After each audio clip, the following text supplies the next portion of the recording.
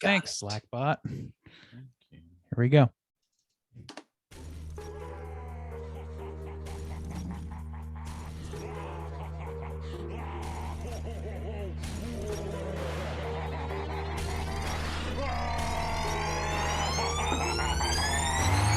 Yeah, we straight chillin', serial killing, pre-cold villains on the mic, got you reeling.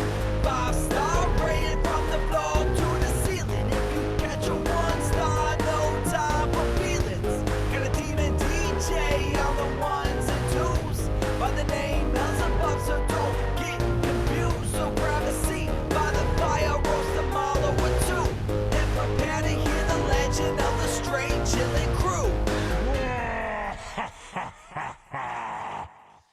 What up, nerds, and welcome to another killer episode of Straight Chilling, the weekly horror movie review show where you chill and we kill, slice, dice, and chop up yet another horror movie.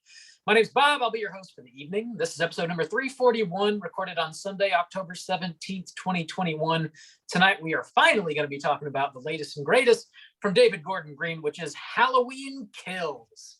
Before we get into it, let me introduce everyone else on the show.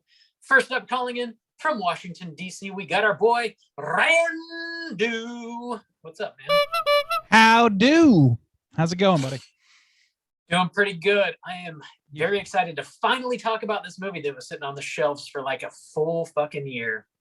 Dude, I'm ready to talk about it after just like 2 days of the internet buzzing like fucking flies like crazy about this movie.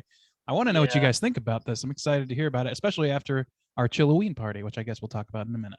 Same. We'll talk about all of that in just a moment.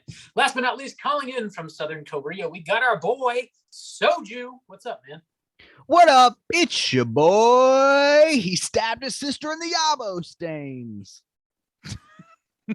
I thought you were going to go with Big John or Little John or one of the other. Big John Stains. Big John Stains. Oh, Big John. Big John Stains.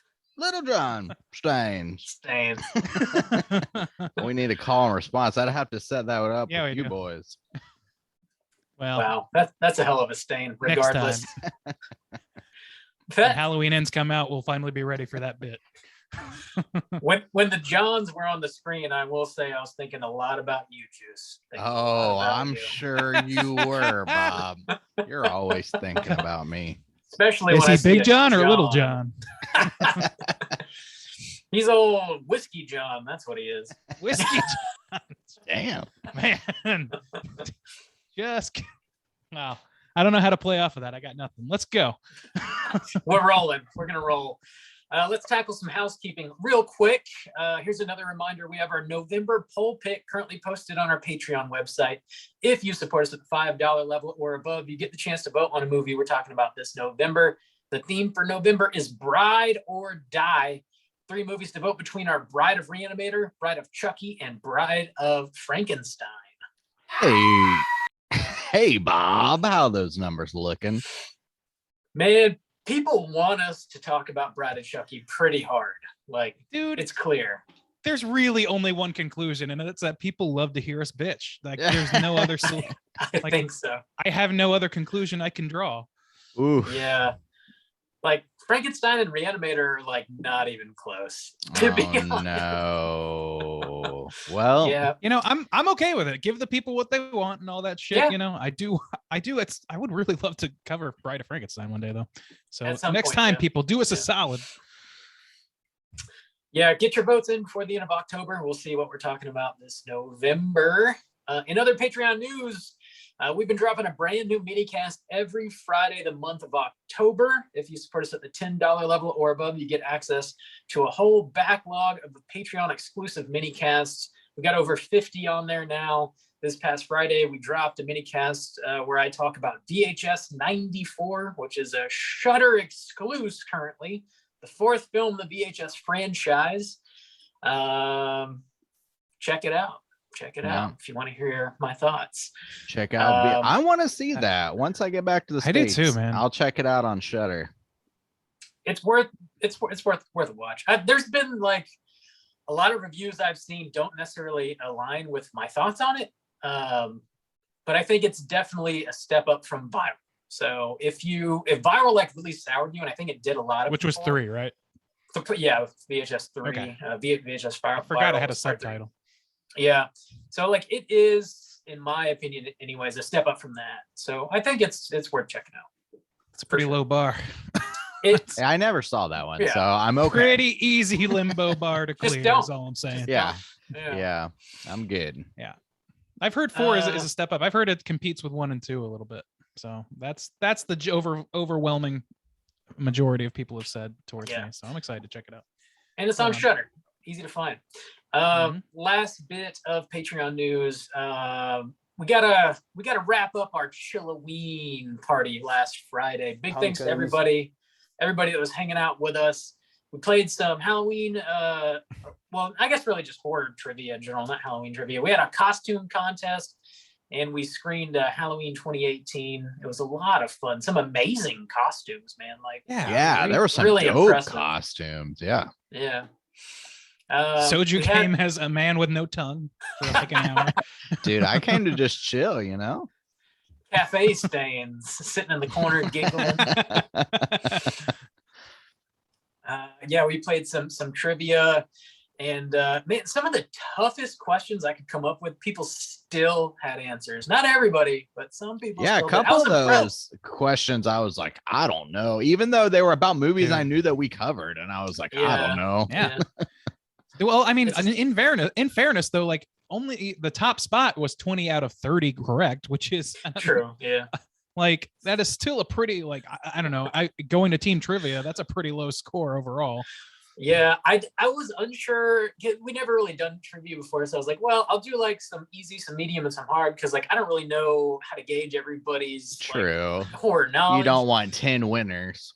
Yeah, I don't want it too honestly easy or too hard. So kudos, it worked out perfect. Yeah, like, that's how you want it. You want people to be surprised by some of the trivia too. So there you go. Yeah, that was a lot of fun. Again, thanks to everybody who supports us on Patreon. Hopefully we'll be able to do some more events similar to that in the future. And thanks to everybody that was hanging out this past Friday. Last bit of news that I have, and I'll turn it over to you guys real quick. Let's Get Physical Media. We got a brand new episode where Mikey and I, we recommend 10 Halloween movies that you need to slam your eyeballs into. We try to go off the beaten path, so we're not just talking about like Halloween 1, Halloween 2, Halloween 3. It's just all Halloween movies, the franchise. Right. So yeah, if you're looking for some new stuff that maybe you haven't seen before, check out Let's Get Physical Media and see what we got to say. Is Ghostwatch on there? Tell me Ghostwatch is mentioned. No. Oh, what the you fuck? Slut. Ghostwatch. I will not be listening. You failed the litmus test. Well, fuck me running.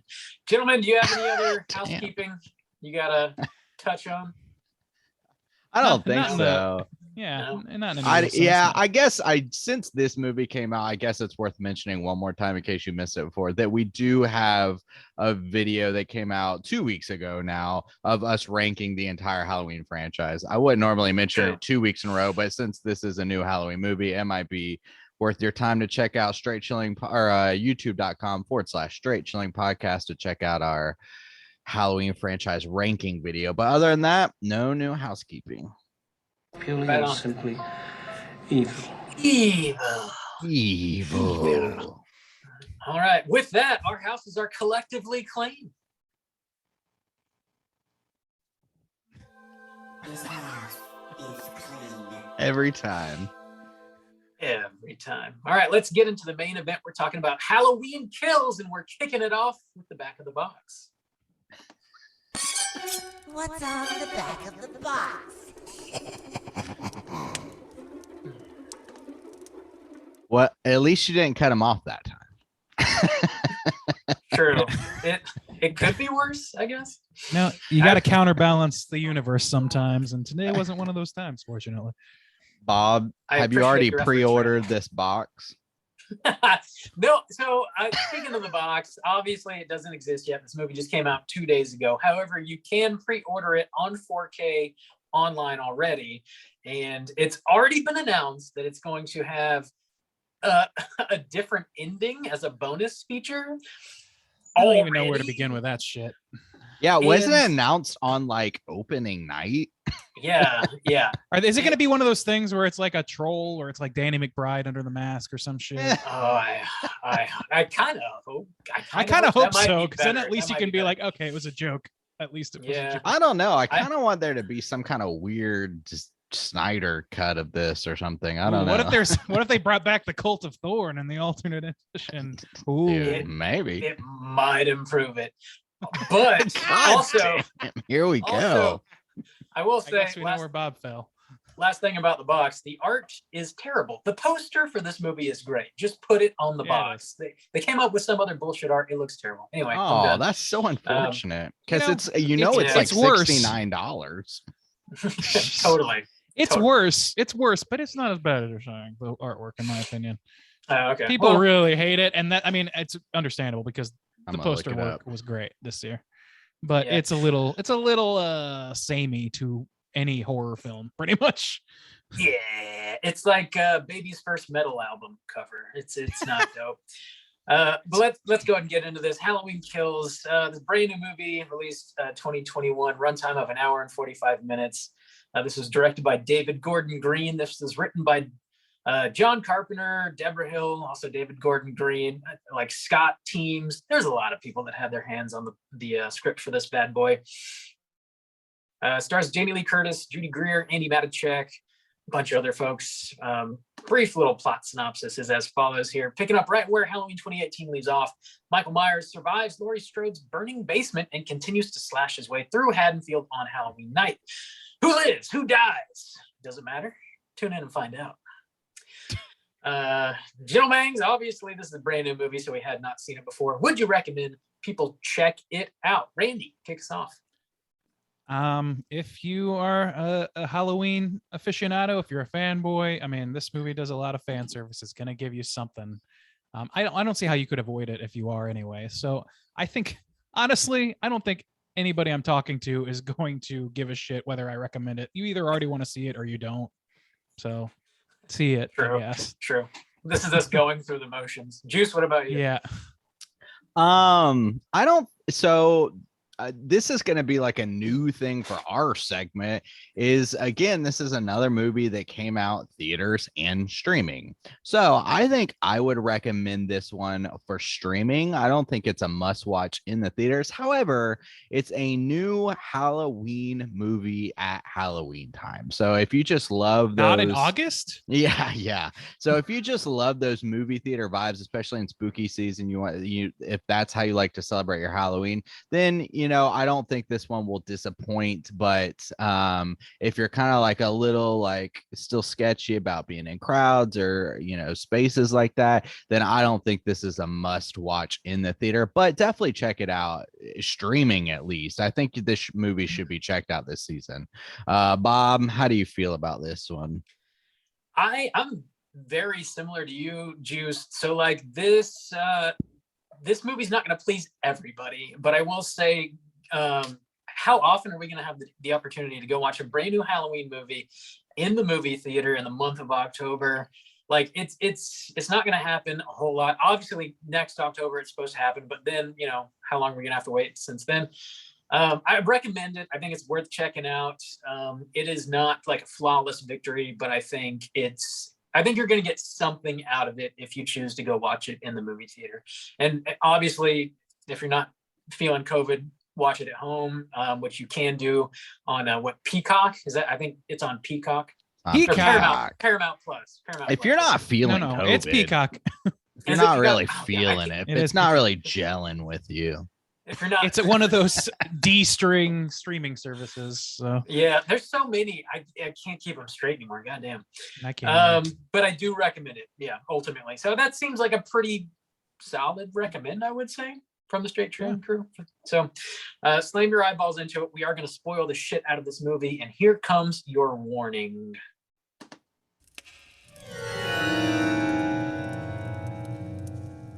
Spoiler warning.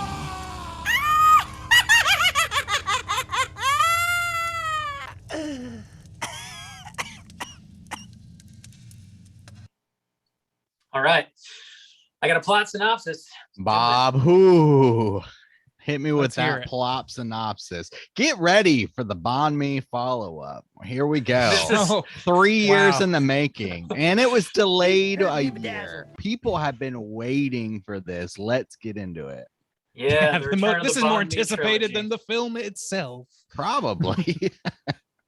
Halloween Kills, second helping. Here we go. The movie opens up on a Halloween night, 1978, where the original Halloween movie leaves off. We see officers Frank Hawkins and Pete McCabe patrolling the streets of Haddonfield, warning residents of the murders that have just taken place. They search the old Myers house, and Pete is strangled by Michael. Frank attempts to shoot Michael Myers, but accidentally shoots Pete, killing him. Loomis runs in asking what happened. Did Michael kill again? And then we have the intro credits roll. Flash forward to Halloween night 2018. We see Cameron come across present-day Frank Hawkins bleeding out of his neck. Frank says he's going to kill Michael. Cameron calls the police as well as his father. They get an ambulance en route to pick up Frank. We see. Oh God, I lost my place. I'm so sorry. Come on, Bob. We flash over to Tommy Doyle, Lonnie Elam, Lindsay Wallace, and Marion Chambers in a bar reflecting upon the horrors of Halloween night 1978, as they do every year. Two of the patrons go to leave the bar. They find a strange person in the back of their car and assume it's Michael Myers. Tommy walks outside with a bat to get his revenge, but the stranger drives off in the car and manages to get away. Tommy begins recruiting people to hunt Michael Myers down after seeing a news story of murders throughout the town. We then flash to Laurie, Karen, and Allison fleeing Laurie's burning house with Michael trapped in the basement. A fire truck passes them to extinguish the fire. They search the house for survivors. They end up saving Michael Myers, and he then dispatches all the firemen. Michael then moves throughout Haddonfield and kills several more inhabitants. Karen and Allison submit Laurie to the emergency room at Haddonfield Memorial Hospital. Tommy and Lonnie go to the hospital and meet Cameron. They recruit Allison in their manhunt, while Laurie and Officer Hawkins talk about the good old days. Meanwhile, at a park, Marion, Vanessa, Marcus, and 3 kids are slaughtered. Lindsay Wallace manages to hide. Tommy, Lonnie, Allison, and Cameron find her. They take Lindsay back to the hospital for treatment. While they're there, another inmate from the bus crash seeking medical treatment enters Haddonfield Memorial Hospital. Tommy incites a mob of dozens of people to chase him down, convinced he is Michael Myers, resulting in the inmate jumping out of a window to his death. Laurie gets out of bed, determined she has to kill Michael, but she sustains an injury. Kara then decides to join the manhunt for Michael. Tommy deduces Michael is heading back home. Lonnie arrives at the house first. He enters, telling Cameron and Allison to stay in the car. They follow him in regardless and find his dead body. Cameron is then killed while an injured Allison watches. Just before Allison is killed, Karen stabs Michael in the back with a pitchfork and draws him out of the house with his mask. She lures him into a trap where dozens of townfolk shoot, bash, stab, and beat the ever-loving shit out of Michael Myers until he stops moving. Michael then wakes up and dispatches Sheriff Brackett, the rest of the mob, and eventually kills Tommy Doyle as well. Michael then returns to his childhood home, finds Karen staring out of his favorite window. Michael stabs Karen to death and then stares out of his precious little window, while Laurie stares out of hers at Haddonfield Memorial Hospital. Roll credits. Gentlemen, let's talk about Halloween Kills. His favorite little Favorite. This is my favorite window. I'm not a fan of this idea. I'm not. That Michael just needs to go home to stare out of his fucking window. I don't know. I don't understand. There was That is not the key problem for me. Well, I agree. It's just where we left off. I found it interesting. So in the past 2 years, this year and last year, in our Halloween extravaganzas, we covered a lot of the Halloween films. And one of the ideas that popped up, I think this year when we were talking about 2, is that the focus of a Halloween sequel did not need to be about Laurie. You know, in the first movie, he's not breaking out of prison or whatever to chase Laurie. He doesn't even know who Laurie is. It's about going home. So there were some ideas that we've discussed in this podcast that came up in this film. And I found that pretty interesting because I was one of the ones who was kind of calling for that. And so I don't hate the idea of rooting something more in, again, like I think I said about Halloween 2, rooting this idea of Michael Myers in the ritual that he has, because in the first movie we see him, you know, setting up his sister's tombstone. He obviously killed his sister on Halloween night, and so I think there's something to be said about trying to pull that out in this new sequel, and I kind of was intrigued by that and respected that idea. But a lot of the problems I'm gonna say this again and again and again about this movie is the ideas are interesting and intriguing, and I think have a lot of potential. A lot of the execution is poor.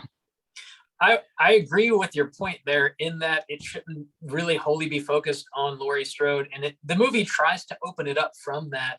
But we still have several scenes where Laurie is absolutely convinced that she is the one that has to kill Michael, and they have to kill one another. Like one can't die, like they both have to die. Like they're linked somehow. We don't necessarily know how, because they're not blood related in this Halloween world that we're talking about. Is that so like canon? Yeah, it is for this movie. Yeah, Yeah, they anything did. after the original does not actually exist. So it's the original 1978 Halloween, 2018 Halloween Kills. In 2018, they specifically Maybe I misunderstood mention what you're it. saying. Yeah, they're not So related, but Michael they are can't somehow die linked. unless Laurie. okay. Laurie also dies. Yeah. Well, I So don't no, they're like, that's remember not that. canon. well, Yeah, no, I'm that's- saying that's what Laurie says in this movie. Oh yeah, Laurie says that, but so does Sheriff Hawkins. He says I have to be Yeah. the one to kill him, and so does he. And it's like it's True. a whole thing that I feel like this is kind of the issue with this movie, man, is that it starts taking terms of art and trying to apply literal meaning to them. Like the concept of pure evil is made fucking explicitly supernatural in this goddamn movie, which is the same mistake they've made fucking 3 times already, or 2 times already. And I'm like, how is this any better than fucking, you know, a Cult of Thorn? How is this any better than I have to kill because my nephew's 17? How is this any better? Like, this is still adding explanation where the question is the point. Yeah, I feel so. 2018, one of the things I feel that movie did very well, and something that I feel like they tried to do like very purposefully, is to make Michael more grounded. Like he isn't a human. He's very strong. He's very fucked up and evil, but he is a person. Right. And then in this movie, like, absolutely not. He is not a human. I don't know about that. I think, and here's the thing about what this film is going to be, is because this is like a total bridge film where you're not really going to know if anything that's set up in this movie is going to pay off well until the next movie comes, which sucks. But I will say some things about this movie to me make the first movie more interesting and honestly kind of do their job in making me be like, okay, I'm interested in how this is going to wrap up, because the very, very first scene of Halloween 2018, where they're bringing it all back, is all about that goddamn mask where the dude's shaking it and like, do you feel it, Michael? And this dude hasn't done shit for 40 years. He's sitting in his fucking cell, and then there's this mask, and now we have these ideas floating around, and we don't know what they're rooted in. Like, Michael puts his mask on and then gets his ass beat and shot, and then gets up and fucking slays everybody, but then he also warps like fucking Friday the 13th video game to his house. And I'm like, okay, where's the supernatural element coming from? Is it from the mask? Is it from the house? Is he somehow supernatural? And we don't know. I think that they would have to do a hell of a lot of fucking legwork, a lot of exposition to undo the unbelievability of being I mean, the first one was enough, like, but it was left as a cliffhanger. This one, they shoot this dude, and within fucking 2 minutes, he is doing full-on Jedi lightsaber tricks, killing motherfuckers with a glance like a ballet dancer. That is not human. I don't care how resilient you are. The last movie, the whole point, the whole reason that that we were excited about it, the whole reason that it worked for me anyway, is that they just got rid of the bullshit. They said, okay, you know what? He's still a guy. The only reason, and they talk about this again in this episode, this season, or this fucking Jesus Christ, this movie, and they talk about how Laurie, you know, they make the mistake. Oh, he's coming after Laurie, but no, he's not. And they explicitly say, no, he wasn't coming after you. That was the machinations of a human being, of a regular human being that was involved. That was not Michael Myers's part of his thing. That just so happened to be a great emotional payoff for us as an audience and for her as a victim, a former victim. That worked out great because it did both things that we wanted successfully and with good logic grounding it. This movie just kind of takes that all away. Honestly, it says all that stuff, but like now whether or not there's like a further explanation as to whether or not like how the supernatural shit works, I don't buy that he's not supernatural at this point. I just can't. And to me, that's just another way of saying he's Frankenstein, part of a cult, or he was an abused white trash kid who snapped one day. Like, these are just explanations that take away from the horror of it all. And at the same time, they do the thing where he's not just a brutal killer now, he's also a fucking like masterpiece with a butcher's knife. Like he's seriously like a ballet dancer in 2 scenes. The opening scene, or not the opening scene, but his opening scene in the modern day with the firefighters.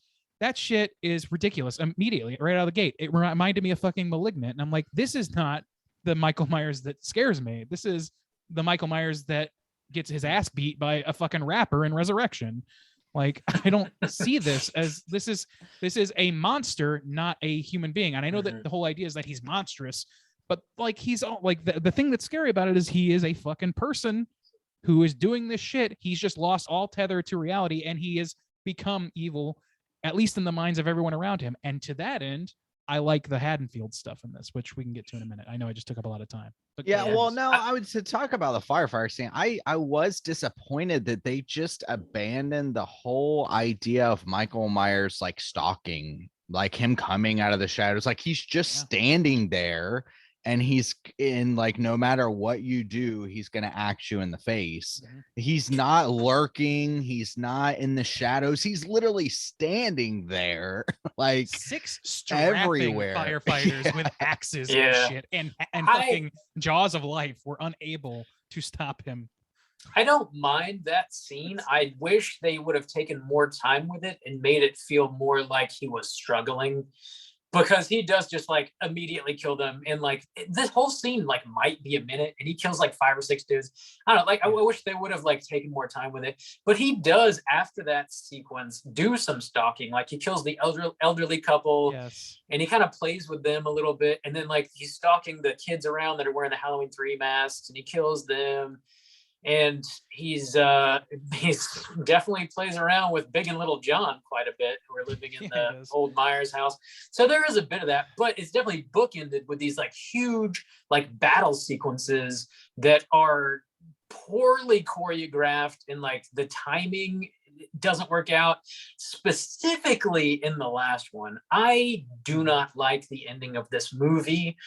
I think apparently they went back and did some reshoots, and I don't know exactly what they reshot or if they retold the ending, and that's why we've got this like additional ending that's coming out on the Blu-ray, what have you. Or I don't know how different it's going to be, but like they put Michael Myers in this situation where he literally cannot get out of, as we see in the flashback to 1978, which we can talk about that too. But he is surrounded by people, and he is supernatural, but he cannot overpower them all. If they had handcuffs, they could put them on Michael and I guess take him to jail again if they wanted to, or put him in the sanitarium again. They choose not to do that. They want to beat the shit out of him, but you can't kill him apparently. So he eventually gets up and dispatches of all of these people. But the way he kills them all is not shot like the way they beat his ass down.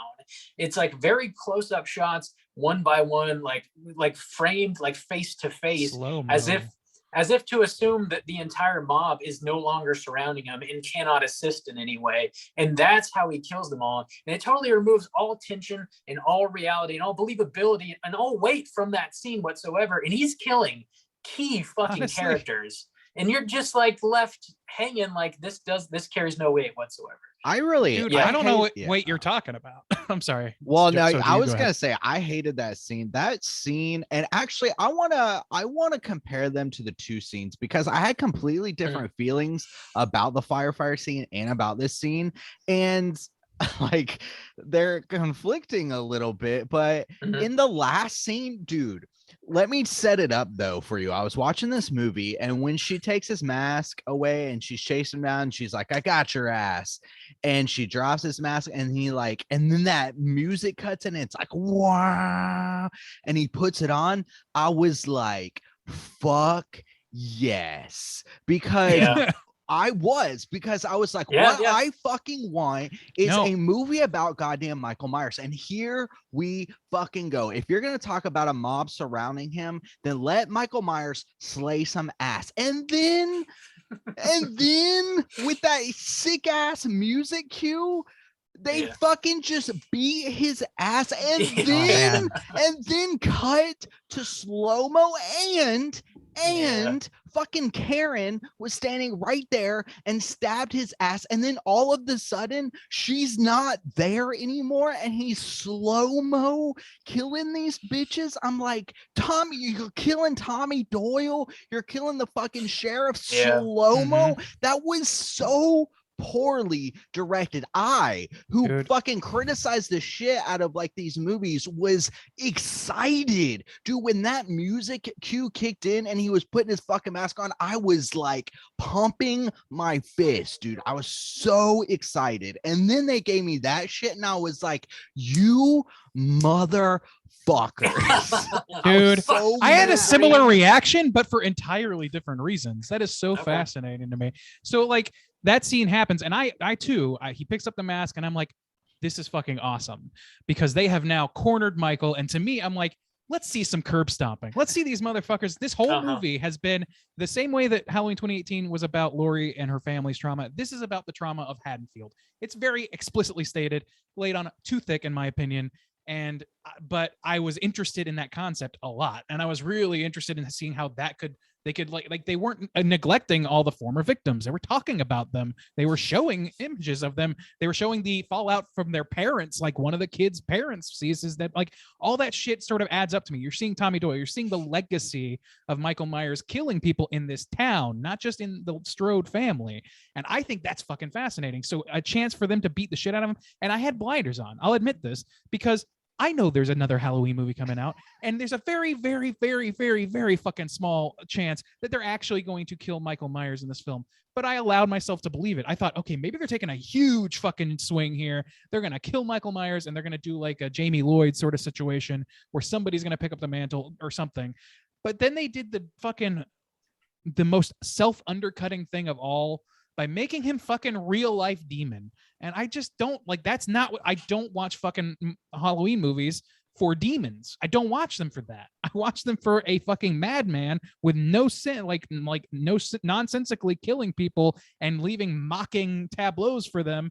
That's what makes it great to me. And so like by ascribing any sort of reason to it, they undercut the whole thing. And not only that, but this also undercuts the entire opening scene with Sheriff Hawkins.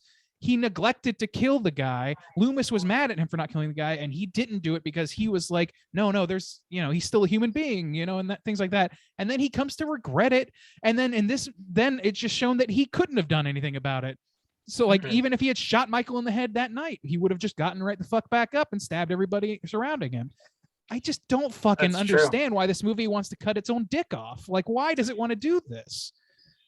I want to say one more thing about the ending. Like Karen is there, she stabs in the back, and then we're left to assume she then walks back over to the Myers house to tend to her injured daughter. And for some reason, she then decides to walk up into the upstairs bedroom where Michael first kills his sister in 63. The reason she goes out there, she sees Michael as a child. Oh yeah, she has that vision of him. Yeah, as a clown. I love that before she walked up there, and I was like, oh fuck. And then at that moment he starts killing people again, and I'm like, fuck, this is gonna be Jesus Christ. But I liked it as just like a vision, She walks up there, and he apparently strolls on into the house, even though it's surrounded by ambulances and like first responders, and police officers. He ends up in there somehow, and he stabs Karen while she's looking out the window. This is like one of the most important characters of the movie. I feel like her ending here and the overall ending of the movie was just nothing. like a complete big waste part. of that character. Well, it was a complete waste of everybody, dude. I agree. Dude, they brought back the nurse for Marion? nothing. Marion Nothing. Chambers She came does back again. nothing. Anthony Michael Hall came back for nothing, really. Like at least Yeah. nothing. At least knowing that there's another sequel for nothing. Like within the context of Right. this movie, I actually think he's okay. There's some split opinions about this. It seems like on the web, but I liked his performance okay, and I kind of liked the idea. Like again, I want to go back to the Haddonfield stuff, like the whole thing where they misinterpret the other escaped patient as being Michael Myers, and they Yeah. corner him, and the guy kills himself, and with extremely brutal like Yeah. suicide scene. That It's was rough. nuts. Yeah. Like, and to me, it was overplayed, and then Sheriff fucking Brackett goes, "We turned us into the monsters." I'm like, Jesus, did you have to Dude. fucking say it out loud? When Did you Speaking have of- to? Oh, hang on, Speaking of hang Sheriff Brackett. on,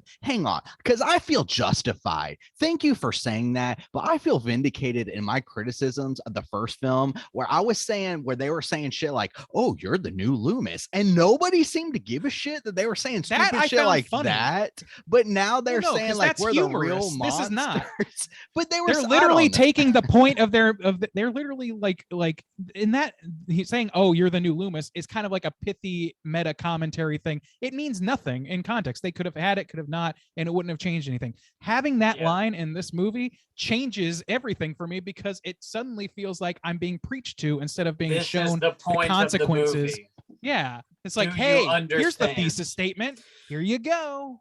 This Like, this movie, well, I have so many points. Speaking of Sheriff Brackett, before we get off Sheriff Brackett, he arrives at the end scene of the movie where like the whole mob's there about to kick the shit out of Michael Myers, which is exciting when he puts the mask on. But then Sheriff Brackett says, "Happy Halloween, Michael. Everyone's entitled to one good scare." And that is the biggest like palm to the fucking face moment of this movie. Like, I hated that so much. It is unneeded. We all know the first movie.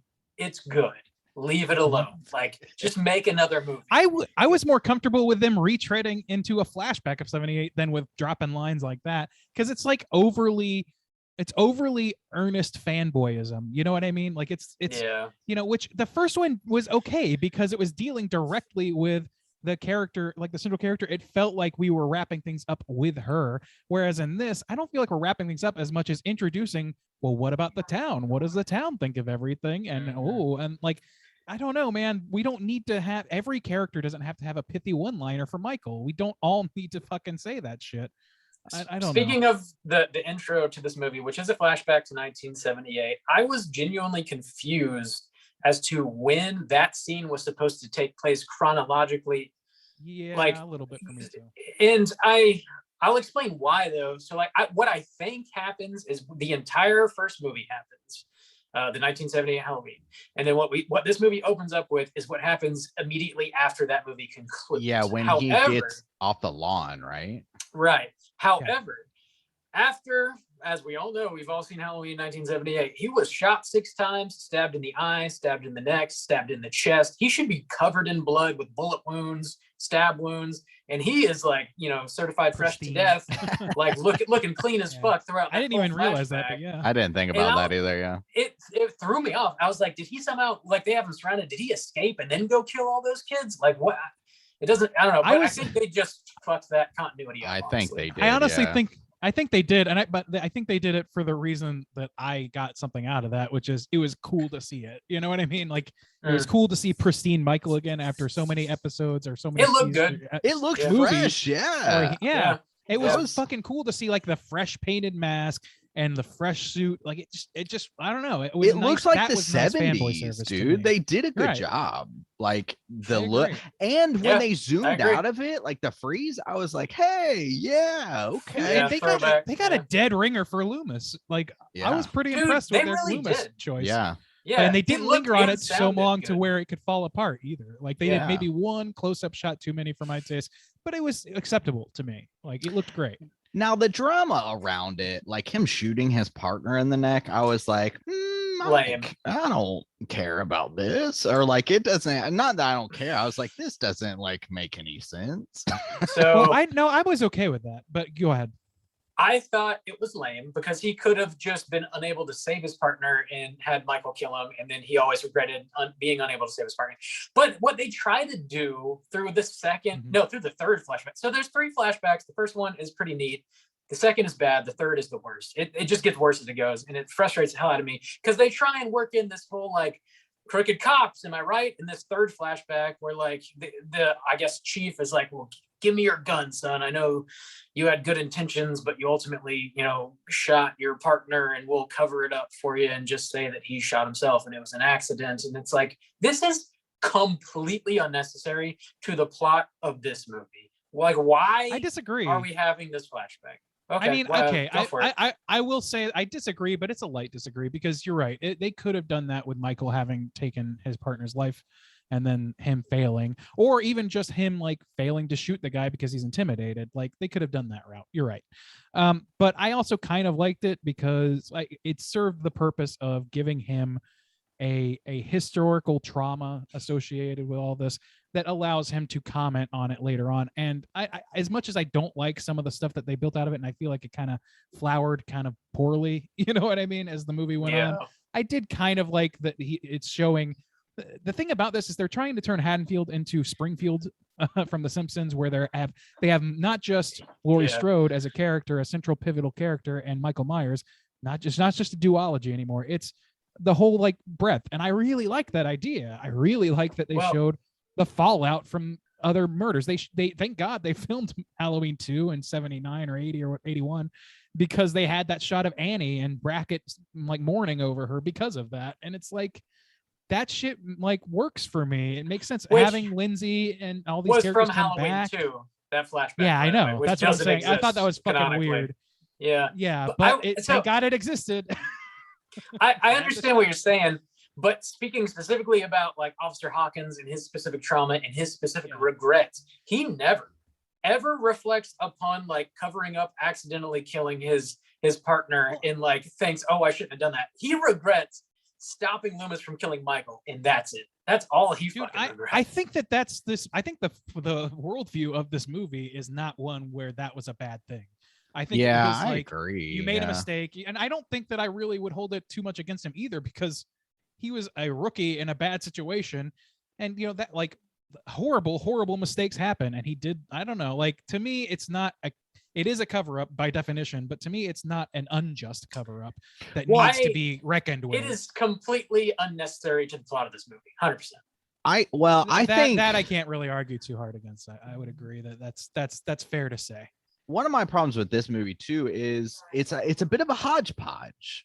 They're trying to do a lot here, and they try to spend time to focus on each one of those things kind of like that, but because they're trying to do so many things, nothing really feels like it kind of gets the weight that each idea deserves. And so because of that, a lot of the cool ideas fall flat. Where I agree with Randy in that if you set up this trilogy where the first one is kind of the fallout of Jamie and her family, and you're under the impression like, okay, Jamie's like leading this story, but then it goes into the next film, and then you get an expanded view where you see Tommy Doyle. I loved seeing like Tommy Doyle come back. I love seeing Lindsay come back and face Michael Myers and all that stuff.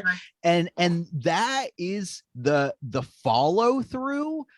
That's great to me. Those are great ideas. But then you also add in he's supernatural. We're also adding in something about the house, which also I'm going to say too, the idea of rooting some idea in the house. I like that too. But when you're trying to say like, okay, we need to focus a little bit on the house, we also need to focus a little bit on the town, we need to show all of these old people, also he's somehow supernatural, also we still need to give Laurie and her family some service and stuff. It's like, and then also you're doing like this thing with Hawkins and stuff. It's like, that's too much. You need to pick a lane, and you need to follow through with it, and they do not with any of the lanes that they choose, which is so unfortunate to me because the lanes undercut themselves. So I'm sorry. I see the potential in a lot of this, and in some ways it makes me kind of like forgive a lot or some of the flaws I had in the first film, because I'm like, okay, if you're not focusing on Laurie Strode, that's great to me. And I like that kind of that twist in a second movie where it's like, no, this is about other people that were affected too. Cool. Like that, but oh man, but then by the end of this movie, he kills them all in like in unimpactful ways. And I'm like, what? This movie undercuts itself by trying to do too much. It like the first movie or like 2018 and really the original movie are great because they're simple and focused. This movie does not abandons both of those things. Like it makes it more complex for and like sometimes in interesting directions, but those directions counteract each other. Like I said, like with Hawkins, or his whole arc depends on him in this movie, depends on him, in deciding not to kill Michael Myers and regretting it. But if he had, just would have been Zombie Mike earlier, apparently. Really the resurrection part of this movie is the biggest problem because it undercuts the rest of the movie. This is all like, I guess like the comment, it really muddles the idea of the town being traumatized as well, and like how that comes out when that was already perfectly well displayed by them getting the wrong guy. You know what I mean? Like that was already like, they spent a lot of time laying that out. And if it had ended there and Tommy had just himself continued on, like maybe Tommy and Lindsay themselves continued on instead of a lynch mob, as much as I loved like the lynch mob at the very beginning of that scene, that would have made more sense, and they wouldn't have had this issue where we are shown proof positive, in my opinion, that this man can't die. And like there's also like a quirk of the cinematography, which is clever if you like the twist, but not clever to me and annoying to me because I don't, which is that throughout this movie, you see a lot of Michael Myers' actual head, a lot more than we're used to seeing. You see gristle you see some mustache, you see he's blurry and he's just off camera a lot of times, or he's really tightly shot, but you see a lot of him. You can see he's a bald man, bald white guy. And that to me was kind of bothering me throughout. And then once he had his ass beaten, was curb stomped by Anthony Michael Hall, he gets his ass fucking back up, and then he becomes dark-eyed the Shape. And I understand cinematography wise that what the point they're making is his humanity is now, I understood it to be his humanity is now completely gone. He is a zombie man. He can't be killed, and there is nothing left. Whereas before there might have been a little bit of a beating heart behind this fucking mask. There is none now. And I don't fucking like that because I don't like that turn of events. It undercuts the rest of the movie and franchise, in my opinion, the way that it has in the past when they try and do that shit. I wanted to talk about the mob a little bit here because it seems to be like very much a driving factor in this movie, like the impact of mob mentality. I had a couple issues with it because like the movie almost opens up with Tommy Doyle in a bar, like reminding everybody what happened 40 years ago. Like nobody in the bar apparently remembers, there's like 3 or 4 people killed, 40 years ago, whatever. Nobody seems to care. Also, like, in the face of that, he's able to like gather 100 people that want to kill this person that apparently they don't remember. That scene was dumb. Also, Michael Myers was in the sanitarium for 40 years, and you're telling me they don't have a picture of his face they can put on the news? They put it on the TV that night. Like people would how know does Tommy what Doyle not know? Right, there would be true crime podcasts about this fucker. No, if anybody knows, it's that motherfucker who literally is. Dude, I didn't even bash his brain. I didn't even think about that, but that is a wonderful point. I did you're right. They did show it on the television, and with him saying that started the confusion for the with him saying like, oh, he always wears a mask. How do we know? We don't know. Oh my god, he does always wear a mask. Not for the past 40 years. He wore a mask. Dude, he hasn't had a mask. One night. You're telling me that these podcasters that were covering him, that was the first time that true crime story was ever covered? Like, Jesus Christ, we live in a fucking swamp of true crime right now. There would definitely be a Hulu series, or at least a fucking Forensic Files. Well, they were making it, but they got killed. But there would have already been. Like, you're telling me that there would be there wouldn't be an unsolved mysteries about this fucking case or some shit. Like, I don't buy it. I don't buy that this isn't. Like if enough people know of Michael Myers enough to want to form a lynch mob, and when he returns for the fucking second time in his whole life, but they have to be reminded it's not comporting. This movie wants you to think that it's both like new. It's like new information to these people because they've forgotten, and it's also old trauma that's being ripped open, and it's kind of can't be both. I will say that I felt like they did their due diligence a little bit. It's weak, but by showing like the news, you have a couple characters who kind of start to get swept up in this. Like the couple who's at the bar, the nurse and the doctor, where they're like, oh, that's my neighbor. That's right across the street. Yeah. You know, I and like they brought them back. And cool. then the mom, who's like, oh, my son, you know, for Oscar, who died in the first one. So it's like they're like trying to be like, oh, people are getting swept up in this. So I feel like they could have done a better job when Tommy Doyle is telling his story and like where more people kind of commiserate with that, where you're right. It seemed like everybody was kind of confused. Maybe if it like as a sudden hush the minute he says the word boogeyman or something, but instead they all look pretty bored at the beginning of his story.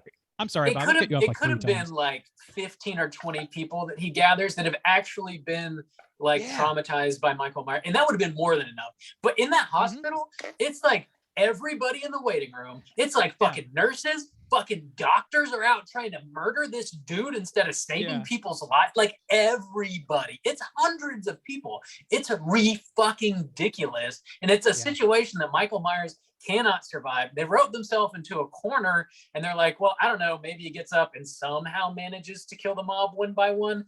I don't know, we'll shoot it that way anyways. It's just like fucking lame. I think they did that totally intentionally because they wanted to show, hey, guess what, all the stories are true. He is what they say he is. I mean, Purely and simply evil. We're gonna suddenly, this is not a term of art anymore. This is canonical. He's a zombie man now, and that's what they wanted to do apparently with this movie. And there's something to that, even with you playing that clip. I mean, there are, if you're saying like, we're going to base these sequels off of the first movie, I mean, there are things that suggest that he is shot 6 times and people question, like, I shot him 6 times, and he gets up and he walks away. He's stabbed in the fucking neck. He's stabbed in the fucking eye. Loomis constantly saying like, I watched this person and I know that he is evil. That's all he says about him. He is evil. So, I mean, there's seeds there that were planted from the original story. So I don't like completely bash them for taking that like route, but like I don't know. It just I'm frustrated because me too. Because there's there's like good potential ideas here. There's too much, and it's like it's almost like watching somebody make an amazing catch, but then they just like bungle it up, and then it turns into like a fumble or something. Yeah, kind of like you're like, wow. Okay, yeah, I see where this is going. Yeah, almost. Because there's actually, I want to talk about this because I gave the first one such a hard time. Now, in the first, I'm talking about 2018.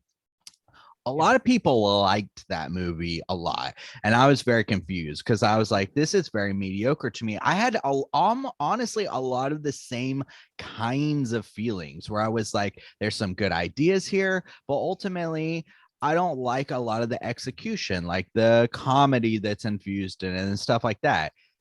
And now on this one, it seems like a lot of people like fucking hate this movie, and I'm kind of in the same kind of spot, honestly, where I'm like, I found moments of this pretty entertaining for a Halloween film, but again, I feel like it was handled in a very clumsy kind of way, but I still was pretty entertained by this movie. So I don't want to just like keep bashing the lore and stuff, because one, we really need to spend some time talking about the Myers house and the Johns, because that was something that was in there. Great house. Dude, it's a great house. I liked them. Whoa, I am genuinely I'm pretty shocked by that. Yeah. I did. I liked them too.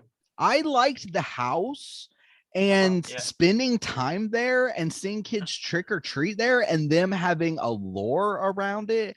And I like their like relationship. They felt like cozy, which is it's like real funny. people. Yeah, which Yeah. is funny to see in the Myers. Dude, I loved Big John's opening where he's like fucking smoking the Me too. doobie and the fucking he's fucking Singing a old song, school- dancing. See, old I school thought that was a little spooky. ridiculous, but I understand. loved Like to it, me, yeah. like the I Johns, liked it. I did end up liking them, but at first I was a little dubious. It was when they started telling those kids the horror story that I was like, okay, I know what this is. These are Halloween fans, and I don't mean like Michael Myers fans. I mean like fans of the season of Halloween. These are spooky season scaring people. kids. Yeah. And they have a good relationship and they scare kids, and after they get tricked by kids, you know, they scare them back, and it's like it's wholesome shit. And this movie is in dire need of some levity like that. So thank God these characters are written. Yeah. I agree. I also liked Oh, the, go ahead. the kids that sort of play a prank on them, where they're like, "Oh, my friend bit into an apple and there was a razor blade or whatever." I thought that was kind of a cool callback to Halloween 2 and 3 Yeah, I because they thought got so the too. masks on and the kid with the razor blade in his mouth in Halloween 2. Neat callbacks. Anyway, Juice, what were you getting into?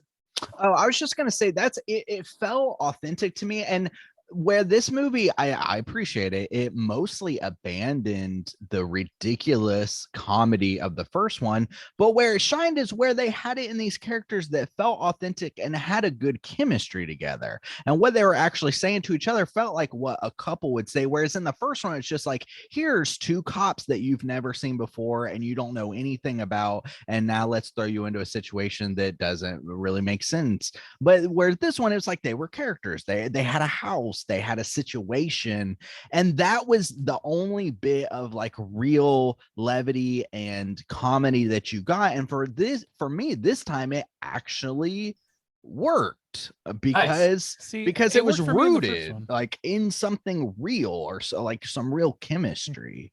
See, I felt that way about like the babysitter and her and the kid that she's babysitting. They're giving each other shit. They're giving each other a hard time, and they're like fucking around with each other. That to me rung totally true. I mean, Me too. That was the one bit of comedy that I liked in the Okay. first one, I because didn't remember Julian that you was like liked the that best then. fucking actor in that goddamn movie. I said, like, for that kid killed it. But yeah, I loved that. And like, I even thought that the cops like it was maybe a little over the top, but not really. Like, what else are cops gonna fucking talk about when they're sitting in their beat cars all night long? To me, it just seemed like, yeah, like these people are just having a dumb conversation because they've got time on their hands. Anyway, but like in this movie, it felt like everything, all the slice of life stuff still worked for me in this one, I would say. That I never had a problem with it in 2018 though either. So I'm interested that you came around on it. Now I will say, oh, go ahead, Bob. When Big John picks up the charcuterie knife and he's like, "I've got this knife." It's the tiniest little knife. I fucking love that moment, but like he's dead ass. Like, I got a knife. I'm going to try and protect myself. And I also want to posit that we refer to this as the charcuterie installment of Banh Mi trilogy, and we'll see what food they focus on in Halloween Ends. Well, no, I was going to say, to touch on that, one thing I do feel vindicated in this movie, because it's outside the realm of the comedy, where the comedy in the first one like really bothered me, but I also felt like that movie, or like the writing, was very awkward. Dude, this movie to me is like, to give an analogy, is like the person who's like hanging around, who like has similar interests to you, who generally seems like a good person, and you want to have them around, but you get them in a crowd and they can just suck the air out of a room by being awkward as shit. This movie, like, things just happen and I'm like, what? Like, this movie is awkward as shit. And even as much as I liked the Johns and their chemistry, there was a Banh Mi moment where he's talking about bees shaking their ass, and I was like, God damn it, you motherfuckers. Really? This is That awkward bothered as you? shit. It's so awkward. It's like it's like when that person's just sitting in the room and they just say something random and you're like, yeah, okay. It just, I don't know, man. I've had conversations about that with my significant, like, that seems like just fucking shit you talk, especially when he's token. Exactly. Like that's a conversation I might have had with a certain former roommate of mine. Like, That's True. some shit that happened. Like to me, that seemed very slice of life to make a joke about how like, oh, bees they communicate by shaking their asses. Isn't that kind of funny? Haha. Like I just don't. doing dumb shit. Like, And it wasn't just that moment. That one kind of stood out to me because again, it was kind of similar to the Bomby situation. But the dialogue in this movie and the previous one to me just is so awkward. There's moments between the couple, the doctor and the nurse, where they'll say things like people just say things in this movie, and I'm like, what the fuck? It just a lot of this dialogue feels so unnatural to me, and not just natural in what's being said, but where it's placed and the overall direction of it. It just feels like an awkward movie to me a lot in the dialogue. I guess I that agree doesn't with that. bother. I just You don't do I agree with guess I that, don't Bob? have this. You I said you do. it It okay. is a very, very awkward movie. There's like one. It's awkward because of. I'm sorry. Go ahead. I say there's like one very small through line, and this doesn't necessarily add to the story much, but like the nurse and doctor character who are in the first movie, they come back in this movie, they're hanging out in the bar or whatever. In the original movie, like the doctor runs back inside, he's like, oh, I forgot my stethoscope, and we think Michael's gonna kill his girlfriend or wife or whatever that is dressed up as like a nurse. He ends up not. They get in the car and drive away just in time. And then we see the characters again, he like runs back in the bar before they get in the car. He's like, oh, I forgot my stethoscope. He goes in to get it, and there's somebody in the back of the car, and they freak out or whatever. And then when they finally meet their end, he uses that stethoscope to choke Michael. And Michael is like completely unfazed and just turns his head and looks at him like, motherfucker, you got nothing. And I love that they finally bring the stethoscope in to like mean fucking something. Oh, that was Chekhov's stethoscope in your mind? Okay. Yeah, I don't know. It's a small. See, I don't. Small I thing, guess but like I don't have a big feeling about that in particular. I thought that it was kind of funny to see this dude who's been basically like feckless throughout the whole film. The whole like his wife is the take charge person in their relationship, it seems like. And he's following cues, he's trying to do his best, but he doesn't know what the fuck he's doing, and he's not confident in himself, so he takes a really dumb tactic out of a panic move, and Michael just gets to stare him down and just destroy him. And I thought that worked really well for that reason. Like I also like the kills in this movie. There's a lot less, it seems like there I'm split on it because a lot of it seems a little bit basic. Like the killing of Karen at the end was so basic, but then, and I don't really like the dancing lightsaber scenes of fucking Michael Myers. I just don't like that shit. That is not Michael Myers to me. But I did like, for example, the old couple, as much as I don't think that scene needed to be there, the old couple with the drone and everything, I really liked them showing Michael Myers just repeatedly stabbing into that guy to create his tableau. We've never seen him like actively creating his tableau before, and that wored for me. I completely agree. I really liked it, and especially because it was like from her point of view, and he was blurry in that scene. I just really liked it. I thought that worked great.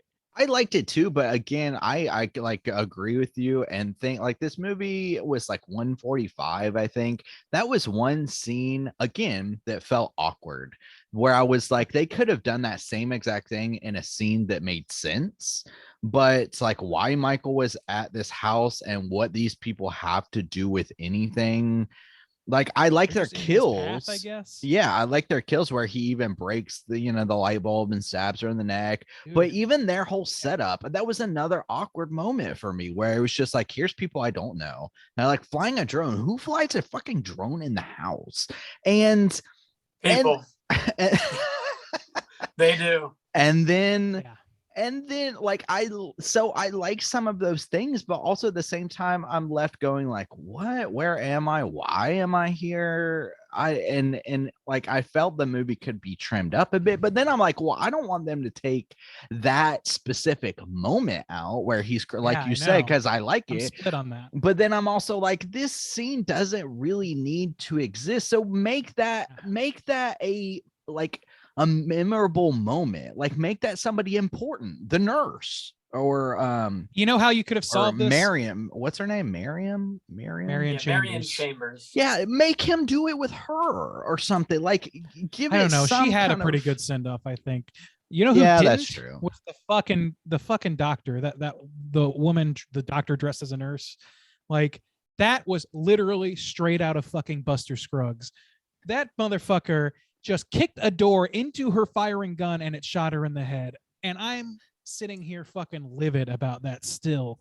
That is cartoonish nonsense for this movie. This movie takes itself way too goddamn, like, that would make sense if fucking if it was Resurrection, or makes sense, it would be acceptable and a different kind of Halloween movie. But this movie takes itself way too goddamn seriously for somebody to fucking pull some literal Looney Tunes bullshit like that.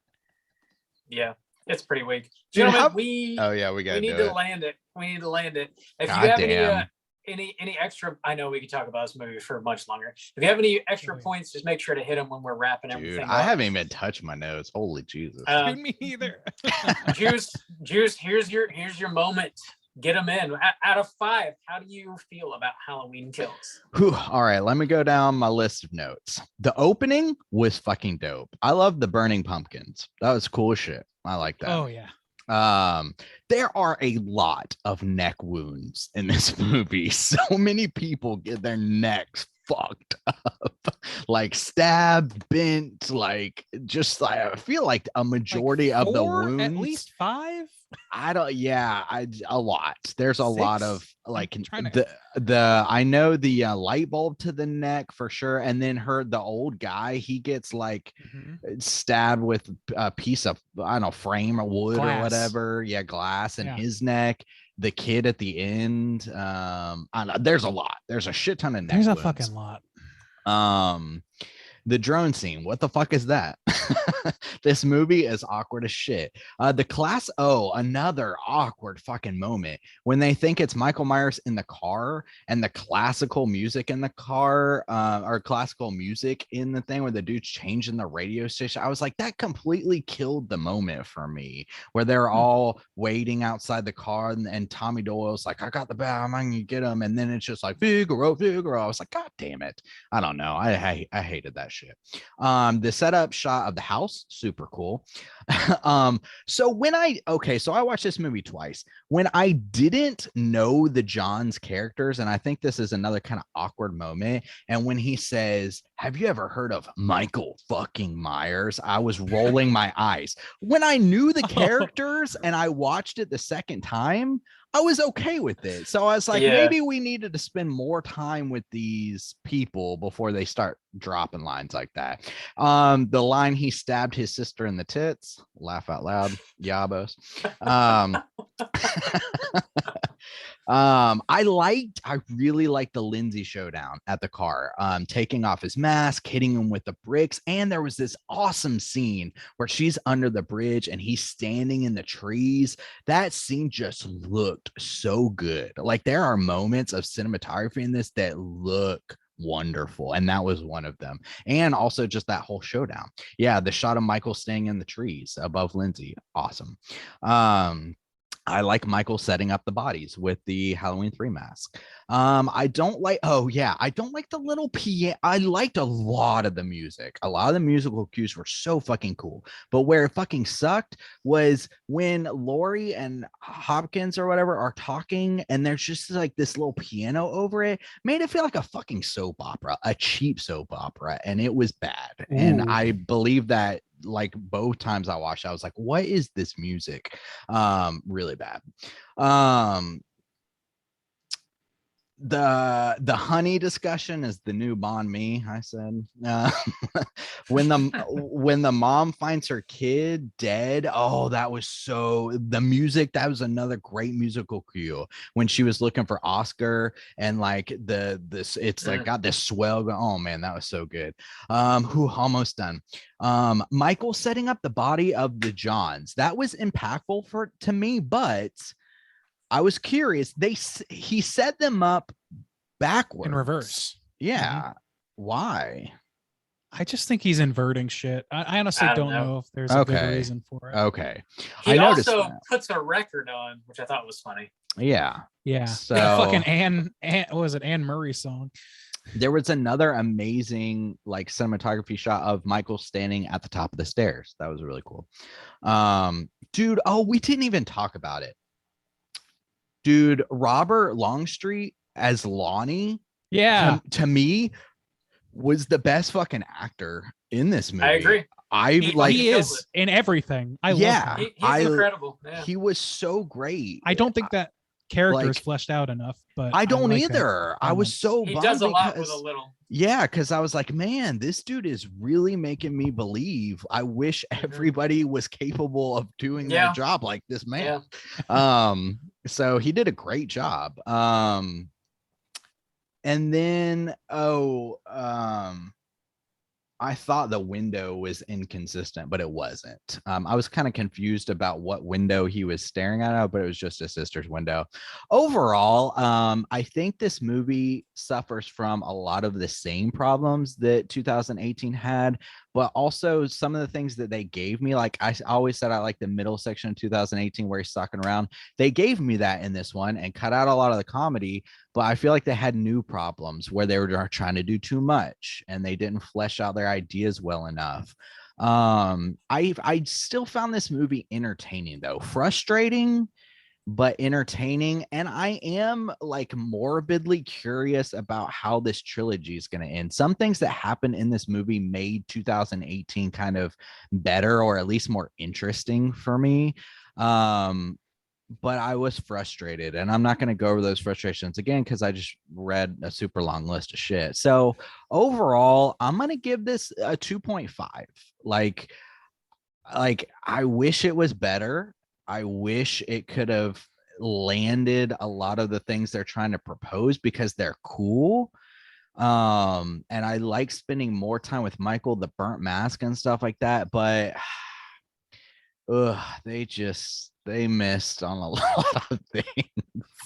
But it's entertaining. Like if the third movie pays off, this movie could be really cool, but I don't know what it's going to be. And it's another problem with this movie, it cannot stand on its own. It like completely relies on the first movie. It completely relies on 2018. You could never just watch this movie, never. And that's a big negative too. So 2.5 for me. Right on. Let me slide in here. All right, Booby, out of 5. I'm curious. I don't know where we're going to land on this. Me neither. So like one of the things that David Gordon Green said when he was talking about this movie is like, he's something along the lines, I'm paraphrasing here, is like all trilogies, you want to have like a beginning, a middle, and an end. In my mind, like you just want to have like 3 solid movies that can stand on their own. And this movie, like you said, Juice, absolutely cannot stand on its own whatsoever. It could very well be made better if Halloween Ends really sticks the landing. But just to get into like the nuance of this movie, like going into it, I was really, really excited to watch it, as I typically am, to watch a brand new Halloween movie. It's just really exciting. Seeing it on the big screen was a lot of fun. I think they like really achieved this fantastic like 1970s filmic look with the flashback sequences that I'm sure was not easy to do. They put a lot of work into it.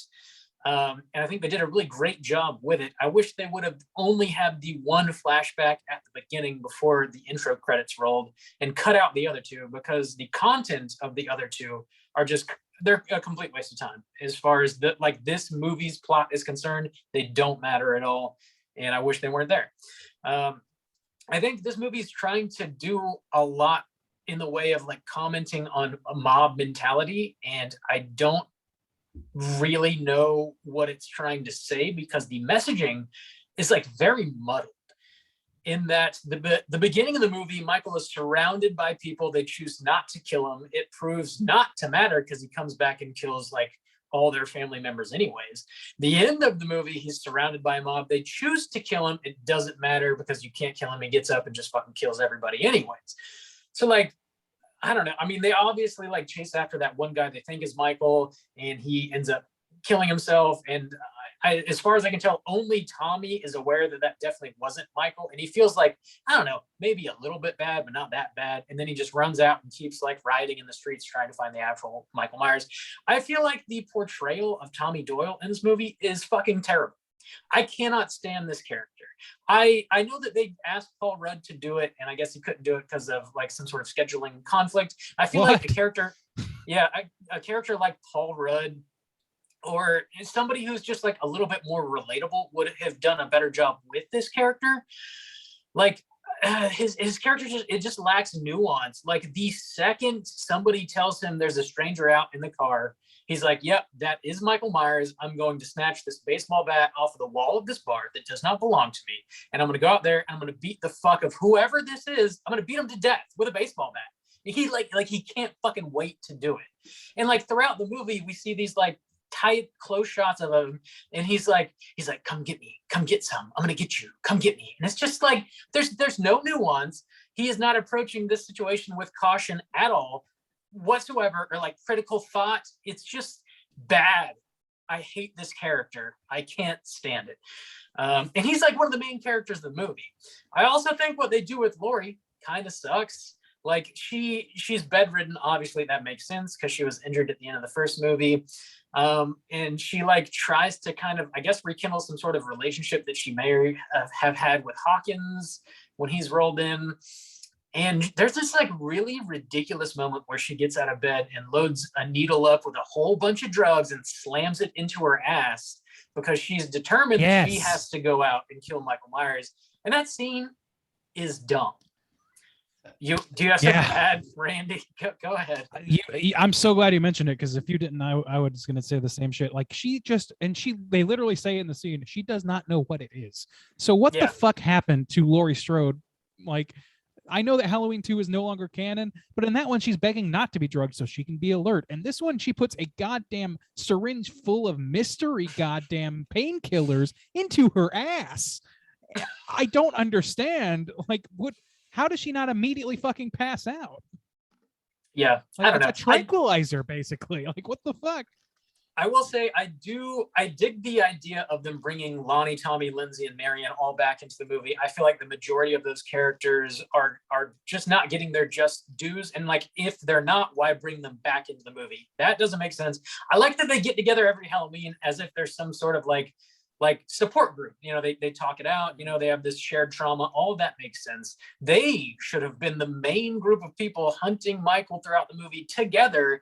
And obviously they're mostly like older, maybe somewhat inept. They don't really know how to use a gun perhaps. And Michael would be able to fight them off in the end. And we would have had the whole movie to get to know those characters instead of the random ass motherfucking people that he kills in this movie.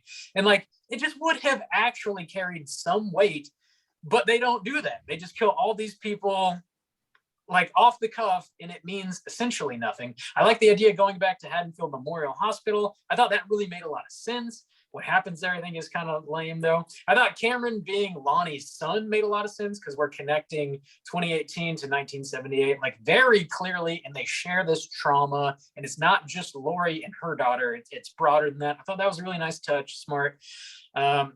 I thought like Karen specifically talking about how Michael is not stalking her mother and trying to convince her mother of that, and her mother absolutely denying the fact that Michael's just like happened to come back to try and kill her, and like tying it directly to her. There's this sort of like generational divide that I like between like the mother and the daughter, and some of that dialogue there. Michael staging all of these people, it's nice to see that come back. The monologue Laurie Strode does over the ending of this movie, where she's like, "Fear is the true curse. You can't defeat him with brute force. The more he kills, the more he transcends." It's just like so over the top and like spoon fed to the audience. This movie treats the audience like we are dumb fucking rocks, and it drives me nuts. So we see like Lonnie, little baby Lonnie in a flashback, have a confrontation, like a face-to-face meeting with Michael Myers. And then 5 minutes later, we have a flashback to that scene when we see adult Lonnie, because we're too dumb to connect that Lonnie and Lonnie is the same Lonnie. Like, we have to have a flashback. It's bad filmmaking. I just can't deal with it. What's your score, Bob? Yeah, I've been going on and on. Yeah, I'll just go ahead and score it. It's a 2.5. It's a 2.5 out of 5. Randy, how do you feel? So pretty similar. I mean, I here's the thing. I meant to, and I haven't yet really talked about everything in this movie that there is to love, because I think there is a lot to love in this movie. Like, and I've seen a lot of people say like, yeah, if you turn your brain off, it's enjoyable. I have an issue with some of that, and I'll get into that later. But there is some wisdom there. Like, yeah, this is an enjoyable slasher movie. Like, there's some good kills. It's full of some tension. It has some of it undercut by poor story writing. Really, the story is the problem for me. There are other problems that are lesser, but that's the core problem, is that they undercut themselves at every turn instead of focusing and bringing things together. It feels like it falls apart instead of enhances itself. So with that in mind, I'm going to read some notes of mine. Some of them are positive, some of them are negative. One, I really love that title sequence. Justin nailed it. Like these two movies have had the best title sequences outside of the original, and it's because they depend so heavily on the original. I mean, I love it. The fucking flames were really great. I love that. I was going to mention is it Robert Longstreet? The actor. Yeah, I think that's his name. The actor, Lonnie. Robert Longstreet. Yeah. He is so fucking good, and I've been noticing him since Hill House. He in Midnight Mass, he was great, and he was great in fucking what is that? I don't know, I can't remember the name of it, but he's great in a lot of things, and I really love seeing him. He needs to get more work. He's a great character actor. Let's see. I love. Somebody wrote "Love lives today." Or it was Anthony Michael Hall said "Love lives today, but evil dies tonight," and that's a huge red flag that comes up time and time again. Like Rob said, the fucking lines in this movie are so goddamn on the nose, cheesy. They feel like they're trying to do fan service, but they do it so goddamn much it feels like pandering nonsense. There's that. There's fucking the boogeyman is at large. Is spoken in this fucking movie. The boogeyman is at large. Fucking what the hell is happening? And then he's turning us into monsters, and fucking goddamn, there's just so much of that, and it really bummed me out every time they did it. I talked about Laurie drugging herself. I laughed. I wrote a note that said LOA. Okay, the Halloween weirdo is Bob, which was Big John. When he started singing with his doobie, singing boogeyman songs in his Halloween house, I was like, "Yep, this is Bob. This is Bob's in his robe." Yep, he's just living his life. That's where you're headed, Bob. He's living your best life. Give me charcuterie and spooky shit and a fat. We gotta find you. Halloween, please. We gotta find you a Little John, a Michael McDonald type. Let's see. I kind of dig that they're expanding on the following up with previous victims. So yeah, again, like Justin, you brought that up. Like they're bringing these characters back. Rob, you brought that up. I also like that. I like the idea of expanding it, including some kills that are people we don't know, including some people that have trauma that we've never considered, like the mother of a previous victim that we've never seen before. Shit like that. And like the idea, the core conceit of Haddonfield having a sort of collective trauma of its own is an interesting idea, but it seems like Haddonfield's forgotten that trauma somehow, and it's only being reminded by Anthony Michael Hall by saying shit like the boogeyman is at large. And I'm sorry, I don't buy that. And I don't buy that the guy who's saying that doesn't know what Michael Myers' true face looks like. I don't buy any of that shit. Like, I'm sorry. Based on, so I was thinking about Hawkins, middle of the film, I wrote this down. I wrote that they're having this conversation about like how Hawkins shouldn't have let Michael Myers live. And I'm like, that's kind of a fucked up thing outside of the context of a movie like this. Like, that's a pretty, like, you're advocating for fucking capital justice. Like you're Judge Dredding a little bit here, guy.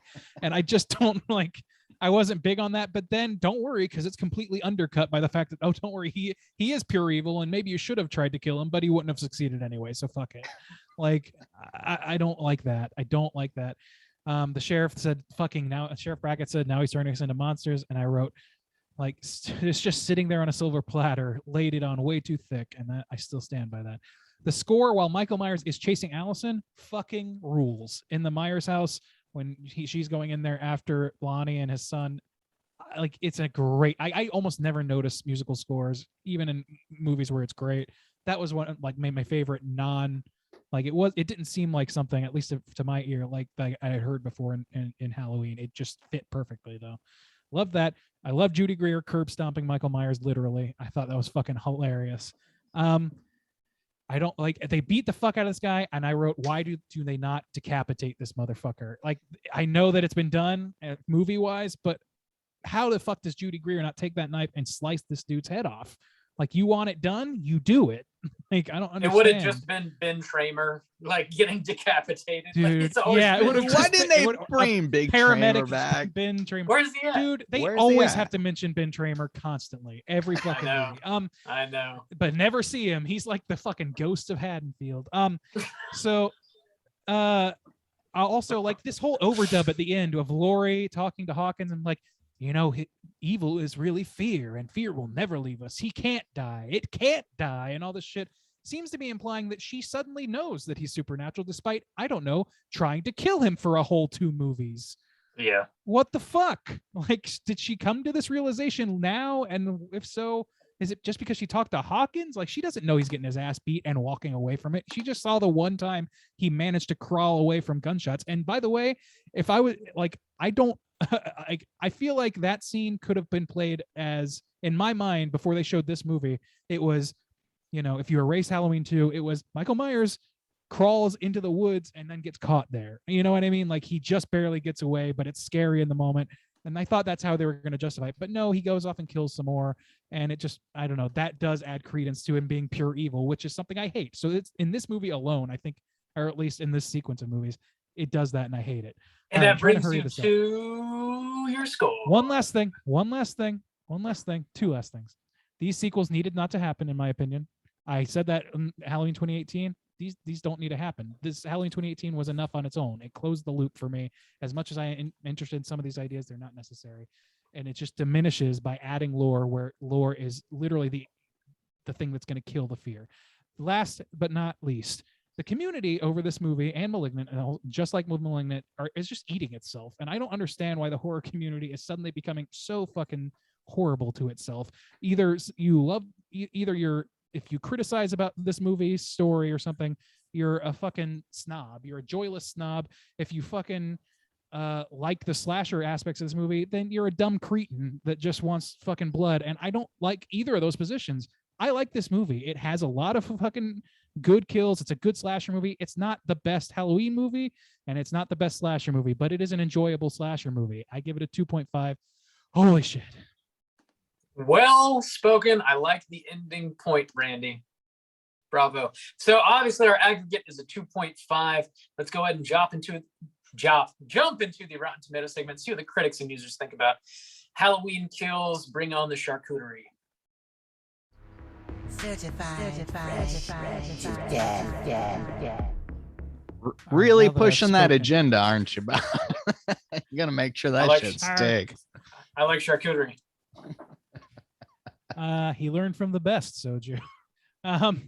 Big John. All right, we're gonna start. What this is the Little Rotten John. Tomatoes segment. What we're gonna do. What we're gonna do is I'm gonna give these boys the chance to guess within the best of their ability what the aggregate scores are for both critics and users on RottenTomatoes.com. Starting with critics, there are 149 reviews counted for the critics. We'll start with Bob. What do you think the critics feel about Halloween Kills? What percentage positive? I don't think it's going to be super high. I'm going to go with a 55%, please. A 55. Okay. Soju, where are you at with it? Where do you think the critics fell? Ooh, is it that low? I don't know. I wanted to take a 50, but I assumed Rob was going to go higher because it's been so split. Like even in the Slack and stuff, with the same kind of horror community, whereas like Malignant ended up being like crazy high though, but I don't know. It's a slasher. I don't remember what 2018 got. I'll take the low, I guess. 50. I'll just take the 50. 50 and 55. Well, Soju, you're going to take it. It's 39% certified Oh! rotten. Wow. Certified I'm not even rotten. super proud of that win.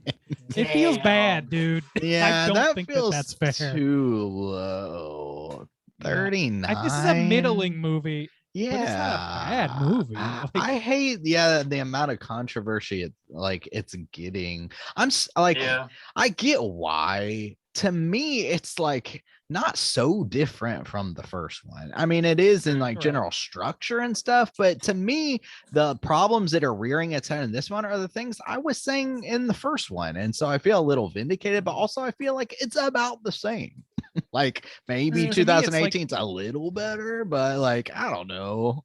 I don't think it's so I think different. it's the same except for the lore. Like I didn't have a problem with this 2018 because I liked the lore that was there because it Yeah. didn't really add too much. It added just enough to get Michael and Laurie into the same room, and it did it smartly. But this movie does the opposite of that. It adds lore, which is always, always, always a bad idea with Halloween movies. Yeah, Like- that's true. Yeah, and it tries to like make points, and it can't make them. Yeah. At least they Which got was rid of not that. in At least they got rid of that shitty comedy though. Who I really did appreciate that. I mean, I guess it's the comedy is kind of the same I with me, don't- man. But Yeah, I you know. agree with Rob. I think it's less. All right, let's get over to the user score. The audience score is 2,500 plus verified ratings. So pretty good sample size here. Justin, we'll start with you this time. Where do you think the audience is? 2,500. Oof. Split. I Plus. still, I think. I'm hoping it's a little higher though, but now I'm unsure. I'll go with a optimistic 60%. 60, you said? Yeah, optimistic 0, right? 60%. Okay. Yeah, 60. Optimistic 60 sound. I don't know. That sounds like a fucking drink order to me. I'll have an optimistic 60, please. Bob, where do you fall on this one? I think I'll take my 55 again. 55. Really committed to 55. Yeah. Well, you're gonna get swept, Bob. It's a 71%. Oh, and that's a hell yeah sweet, Bob. Can I get a hell yeah?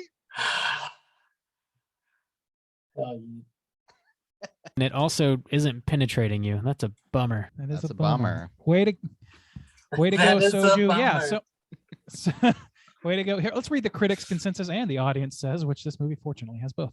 Critics' consensus says Halloween Kills should satisfy fans in search of a brute slasher thrill, but in terms of advancing the franchise, it's a bit less than the sum of its bloody parts.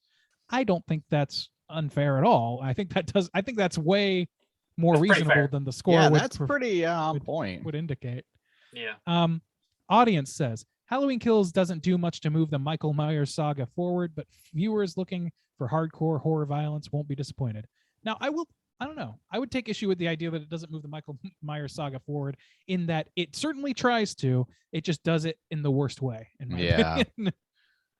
It just goes in a bad direction is my problem. Not so much that it doesn't move the needle. I think like canonizing undead zombie Michael Myers is a pretty big fucking step for the character, whether or not I like it. Yeah. I hope this movie comes out next year because I'm ready to just kind of wrap this up. Let's go ahead and wrap it up. Let's go ahead and Yeah. just tie a bow on this one. Just wrap it Yeah. up. Let's read a negative review just for fun. There's an alternate universe where every criticism I've leveled against this movie is actually an asset, but something about the recipe is off. Well, I don't know what the fuck that means. So cool. Somebody's token and writing reviews. Like, what does that even I don't mean? know. I guess you have to hear it in context because I'm not getting it from that. Yeah. All right, that's the end of Rotten Tomatoes. We got it. Hey, All right. Little John. Back to you, Little John. Little John always tells the truth. You know what I'm saying? Let's go ahead. That's a pull. Let's go ahead and jump into our trivia section. Yeah. It's totally time for trivia.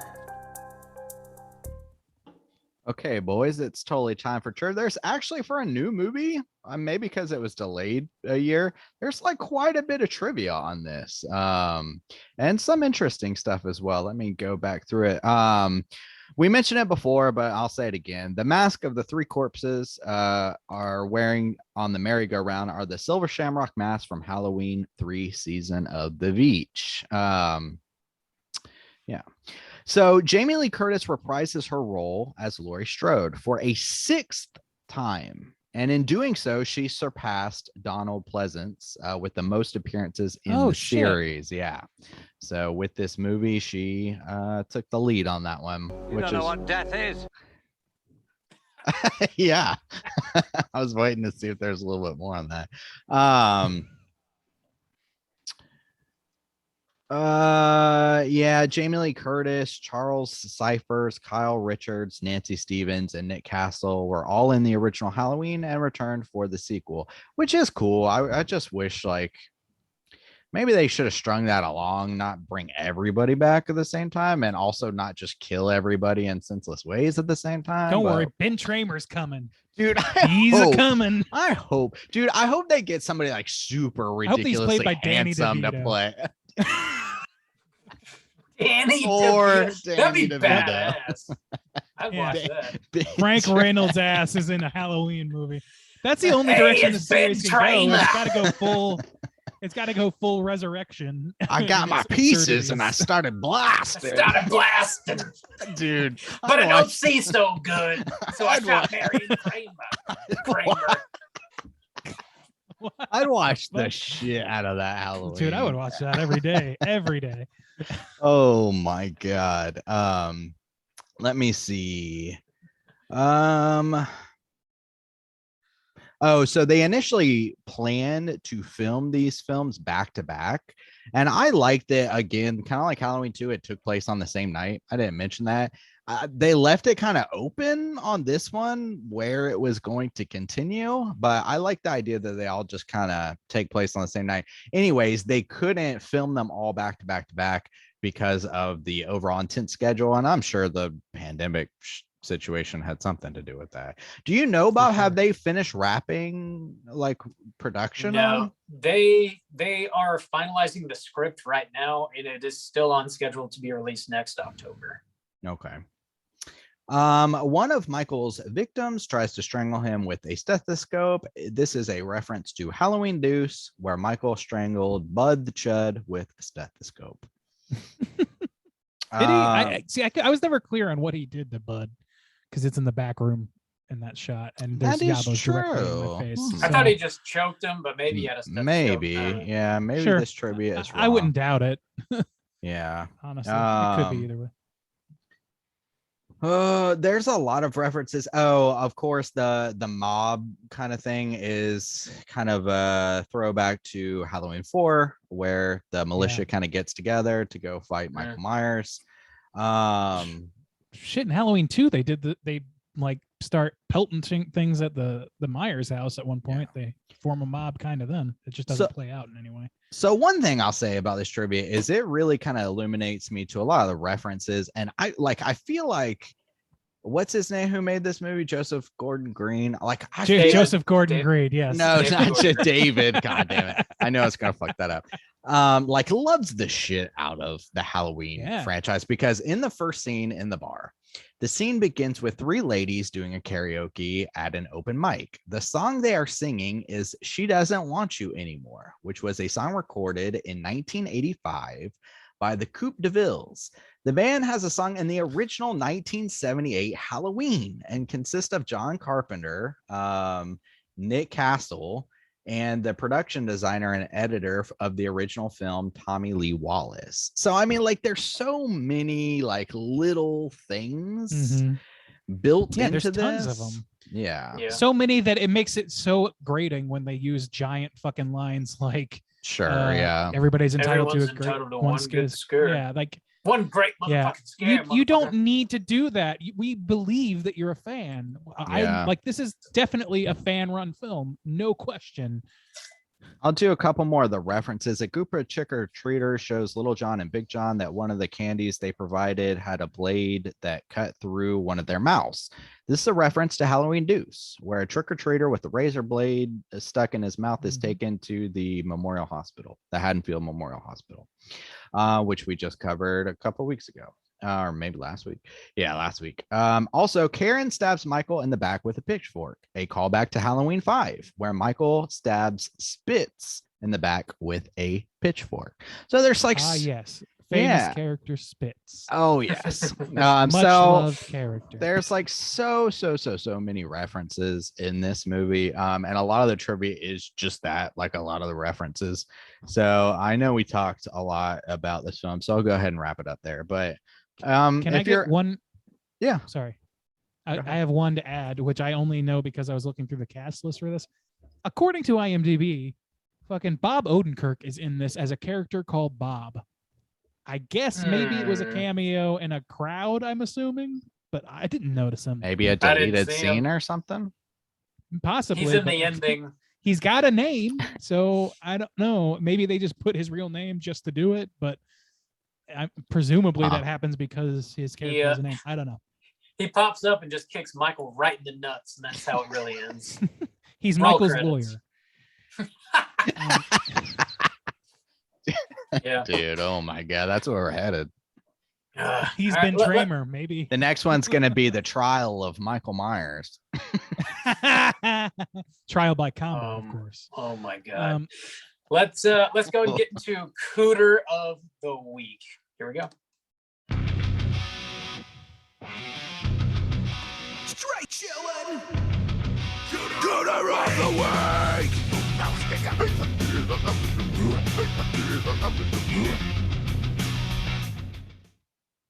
Juice, what's a cooter and why are we hunting him?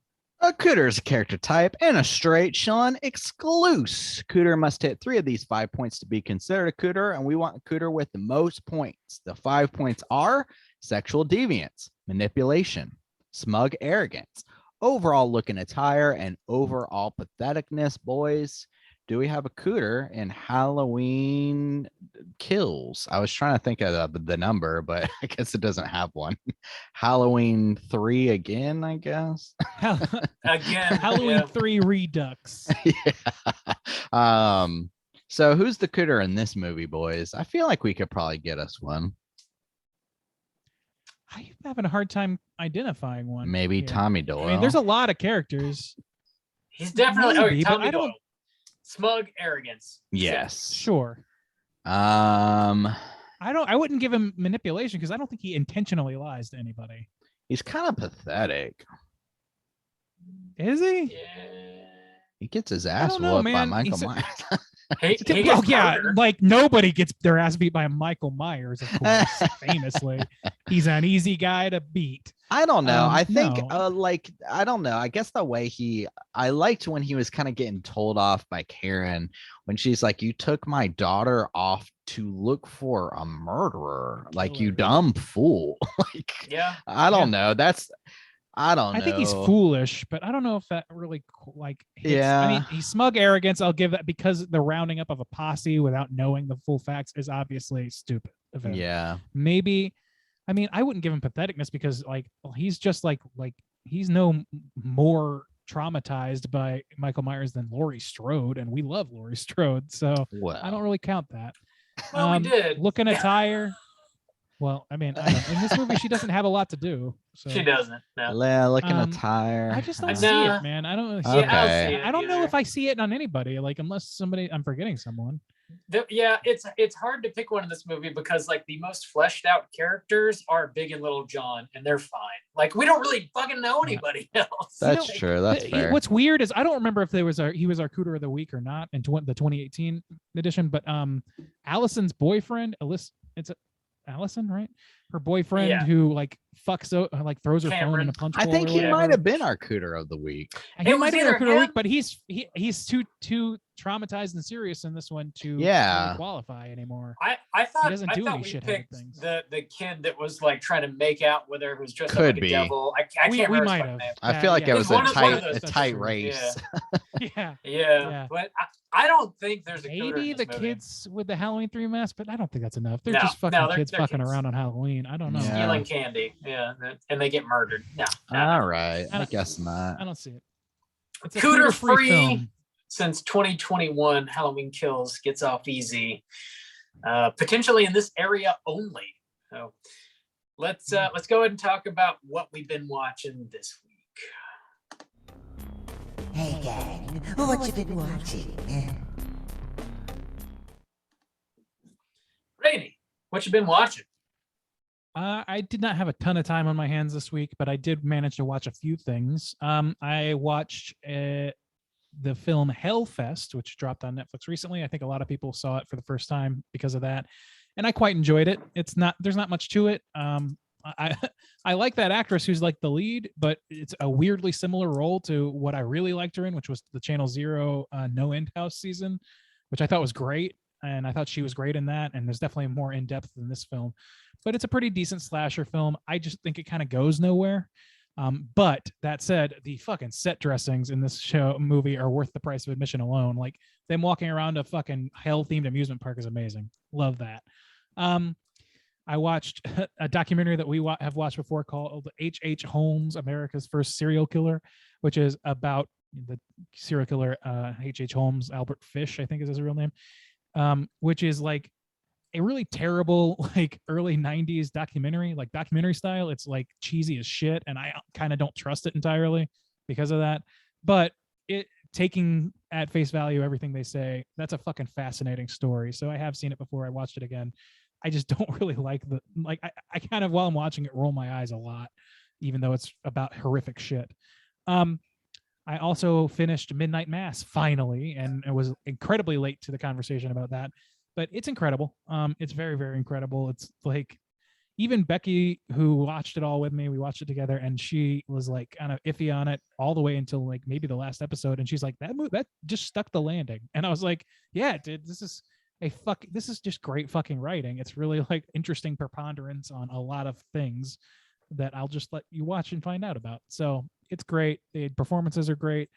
People say it's too monologue-y, but I couldn't disagree more. It has a lot of monologues, and I love every one of them. So yeah, love it. And then last but not least, I finally got around to watching the film His House from 2020, which is an incredible film about a Sudanese couple, South Sudanese couple, fleeing horrible, like a countrywide collapse, it seems like. I do not know my history in this regard, so forgive me. But they're placed into government housing in the UK, and it's apparently haunted. And I don't want to say much more than that because it is an incredibly, incredibly effective film in so many ways. It has a lot to say, I feel like, and I will be watching it again. It's a great film. So yeah, I think that was in my top 10 last year, whenever it came out. I slept on it ever since. Yeah. But I've been meaning to watch it ever since you brought it up. Awesome. Juice, what you been watching? Ooh, we skipped like a couple weeks, so quite a bit. I think the biggest thing I watched, once I finished Midnight Mass, I started the Squid Games, whatever. Yeah, that one. Something Squid Games. The Hunger Squids. I watched that and finished it. It's good, and I will be doing a mini review on that one. It's essentially, if you don't know, it's like a Korean Hunger Games kind of. And it was super good. I enjoyed it. I finally watched Shang-Chi, whatever, that Marvel movie. And that was really good too. I like that one a lot. It's got all Jung from Kim's Convenience, which I've also been watching. That's also a really good show. It's like a fun light comedy if you're looking for something lighter. It's about like a Korean family that are immigrants to Canada, and they like own a convenience store. It's called Kim's Convenience. It's really fun. I've been watching just some lighter Halloween stuff, like some Charlie Brown show. There's a show that's got like some Halloween episodes. I watched some of that. I watched like some of the Community Halloween episodes, which are fun. I watched some of the horror themed Rick and Morty's. They've got a Nightmare on Elm Street spoof, and they've also got a Hellraiser spoof. So I watched both of those. Those are fun. I watched a movie. I watched some of the James Bonds because they were on TV. The James Bonds, like I hadn't seen them since they came out in theaters, but I guess since the last James Bond movie came out with Daniel Craig, it was Spectre and Quantum of Solace, maybe, I don't know. The two of his, not the casino one, were playing, and I hadn't seen them. I enjoy those. Are movies that like I enjoy, and when they come out in theaters, I usually go see them, but I kind of like never ever watch them again. Like, they're kind of one and dones for me, but they're really well made, and Daniel Craig like does a fantastic job. He's a great Bond. I just never think of them outside of like, oh yeah, I need to check this out. So when they're on TV, I was like, oh yeah, I don't watch this again, and they're good. I think that's about it though. That's all I can remember. Booby, what you been watching? Yo. So I rewatched Halloween 2018 with the squad on Friday, hanging out for the Chilloween party, which was a lot of fun. Pumpkins. Hadn't seen it in a minute, and I know Randy, you mentioned you hadn't seen it since we first covered it back in 2018 when it came out, and I was sort of like living vicariously through you, because like throughout the night, the more alcohol we consumed, the more you fucking loved that movie, and I got a kick out of it, man. I fucking love that so much. But yeah, the commentary and the chatter that we had while we were watching Halloween 2018 was a ton of fun. I also watched this movie called Blood for Dracula. This is a Dracula movie, obviously, that was produced by Andy Warhol. I'd never seen it before. It is sort of like, I guess, trying to channel like Hammer horror Dracula. It's like, it's very talky, it's very slow, it's very moody, it's very like a big castle, sort of like classic horror, and it is a pile of shit. This movie is terrible. God damn. It's really What's it called? Like Blood for Dracula. Okay. It's some of the worst acting I have ever seen in any movie, really. It's people that are, it feels like they're literally just reading cue cards to one another, and The they're old just Birdemic, huh? dude. We it's just watched like Jackass. on the same I mean, level. I think really? better. Holy Man. Like shit. it's on the Holy same level. shit. The production value is decent for Blood for Dracula, so it looks better, but the acting is like pretty much on the same level. So like it does look more impressive. Don't get me wrong there. I want to give away the ending, but I guess I shouldn't. It's silly. It's a very silly ending, and I feel like this whole movie is just an excuse to show some tits. It sucks. Well, I mean, that sounds like a throwback to horror to me. My boy Randy Warhol, thank you. I made a trip down to Orlando this past weekend to watch a movie at the Enzian Theater. I'd never been to the Enzian before. It's like a small our house theater in Orlando, and it's fucking great. Have you been, Randy? I haven't. I've met and talked to some of the designers that make posters for their custom shows, though, and they've told me all about it. I've been wanting to go for a long time, and I know it's got a great reputation. So. Yeah, it's a really beautiful theater. It's very comfortable. It's a decent size. They only have the one theater. They've also got like a full restaurant and like a pretty sizable bar outside. It's just like really, it's a very pleasant atmosphere. Anyway, they have this whole like Halloween list of movies. It's like 13 days of Halloween. They're showing 13 horror movies throughout the month of October. And we went down to watch Nosferatu the Vampire, which is not the original Nosferatu from like 1923 or whatever it is. It's like the 70s remake, like Werner Herzog directed it. Klaus Kinski plays Nosferatu. And that movie's like really fucking incredible. I've always enjoyed it. I watched it for the first time like a couple years ago. I thought it was really, really great. And they had a professor from one of the local colleges. I can't remember which one, but she was there. She sort of introduced the movie and then gave a talk about the movie afterwards. It's just like a really pleasant experience. And it was cool to see that movie on the big screen specifically. It is a beautifully shot film. It is a wonderful like vampire movie. It's very slow and methodical in what it does. And like when you see Nosferatu on the screen as he moves, like he almost like sucks the light out of whatever corner of the picture he's in. Like light will exist everywhere else, and he just like removes it wherever he moves to.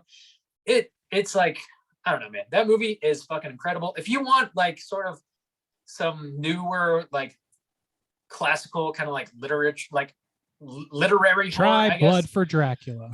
No, do not check out Nosferatu the Vampire. I feel like everybody watches the OG from the 20s and the remake from the 70s kind of gets looked over. It is 100% worth your time. I really recommend that movie. That's what I've been watching. That's all I got. Let's go ahead and jump into our last segment, which is of course our Hotline Screens. Hotline Scream.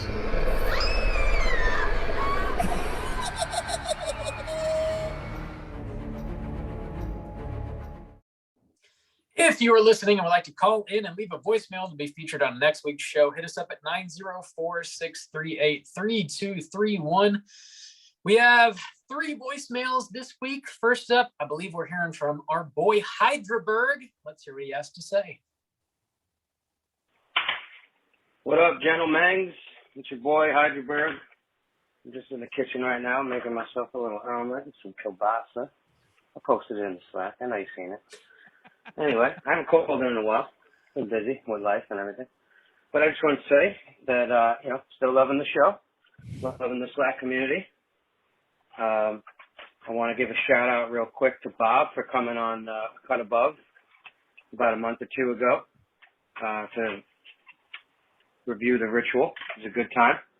I can't wait to have the other boys on.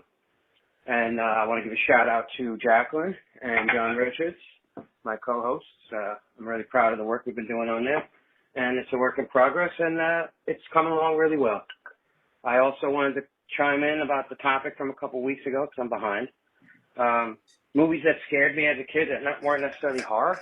Man, Superman 3, that fucking scene towards the end where that, ugly lady gets, stuck in that contraption. I haven't seen it in a while, but, and she, gets wrapped around, circuitry and all this other bullshit and turns her into, this cybernetic, robot thing. That shit scared the shit out of me as a kid, man. It was really intense. And it's a Superman movie, so you were not anticipating that.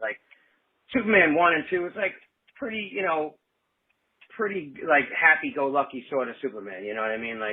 It's good for kids. Richard Donner was just killing it. And just, I don't know, that scene I remember sticking with me, man. The short circuit scene, too, that you guys mentioned a while ago, definitely. That scene did it, too. But, man, that Superman scene totally sticks with me. And I just wanted to chime in and say that and let you guys know. Because I don't know if anybody's ever seen it. You don't have to watch the whole movie because I can't remember. I think it's trash. But check out the scene at least. It's pretty good. I think it still holds up. With that said, I'm just gonna go and say I hope you guys keep chilling and keep it creepy. Thank you. Well, it wouldn't be a Hydraberg call if he didn't recommend we watch some trash. I don't think I've seen that movie.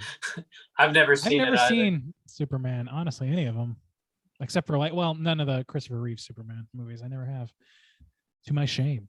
Apparently we shouldn't watch 3 because it's probably trash. But watch that one scene. Anyway. Throw it in the trash.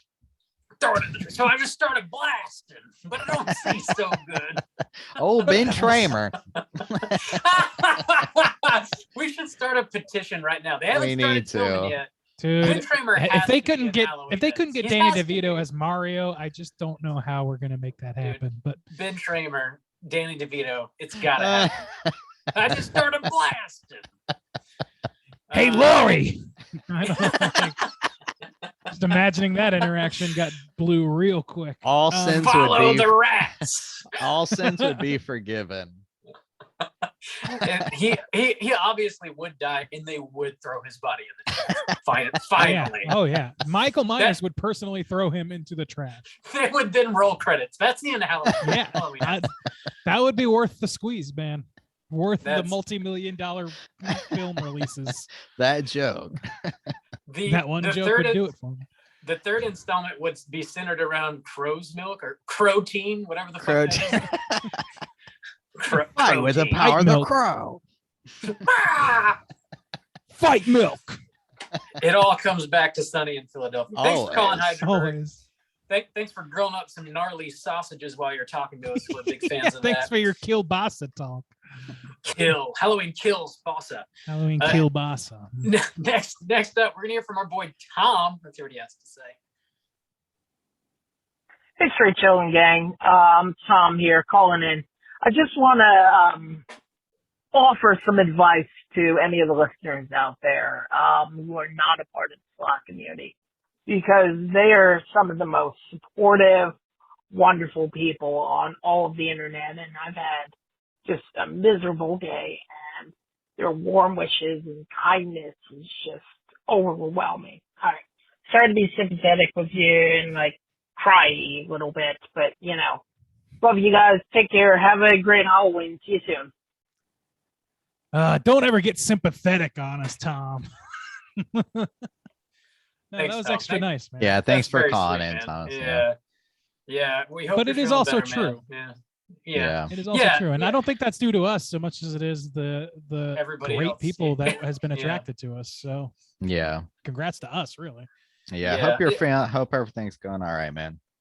You had a hope birthday you're doing recently. good. Happy birthday. Yeah. Happy birthday, Tom.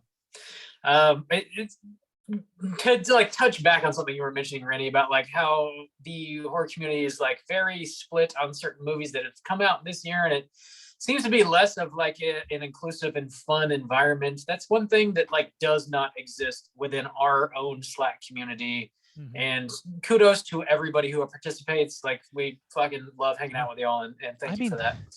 There are definitely some passionate opinions expressed. Don't get us wrong, but yeah, people are pretty goddamn respectful of each other. Respectful, yeah. And you know, it's like these are movies. It's supposed to be fun. Even when you disagree, it's supposed to be a fun level disagreement. I have a lot of problems with this film. I know that our boy Miles has a ton of fucking problems with this film and came in hot as shit on the Slack. A couple recently. people came in and pretty hot. and then some people came and said, "Hey, I kind of liked it," and they like just chatted about a movie. That's what this shit is supposed to be. So enjoy yourselves, please, and stop being Enjoyable. dicks. It should be a release, not like full-blown war. You shouldn't like mob each other up and go to war. There's Anyway. more than one way to like a movie or dislike a movie, guys. So just remember that. Please.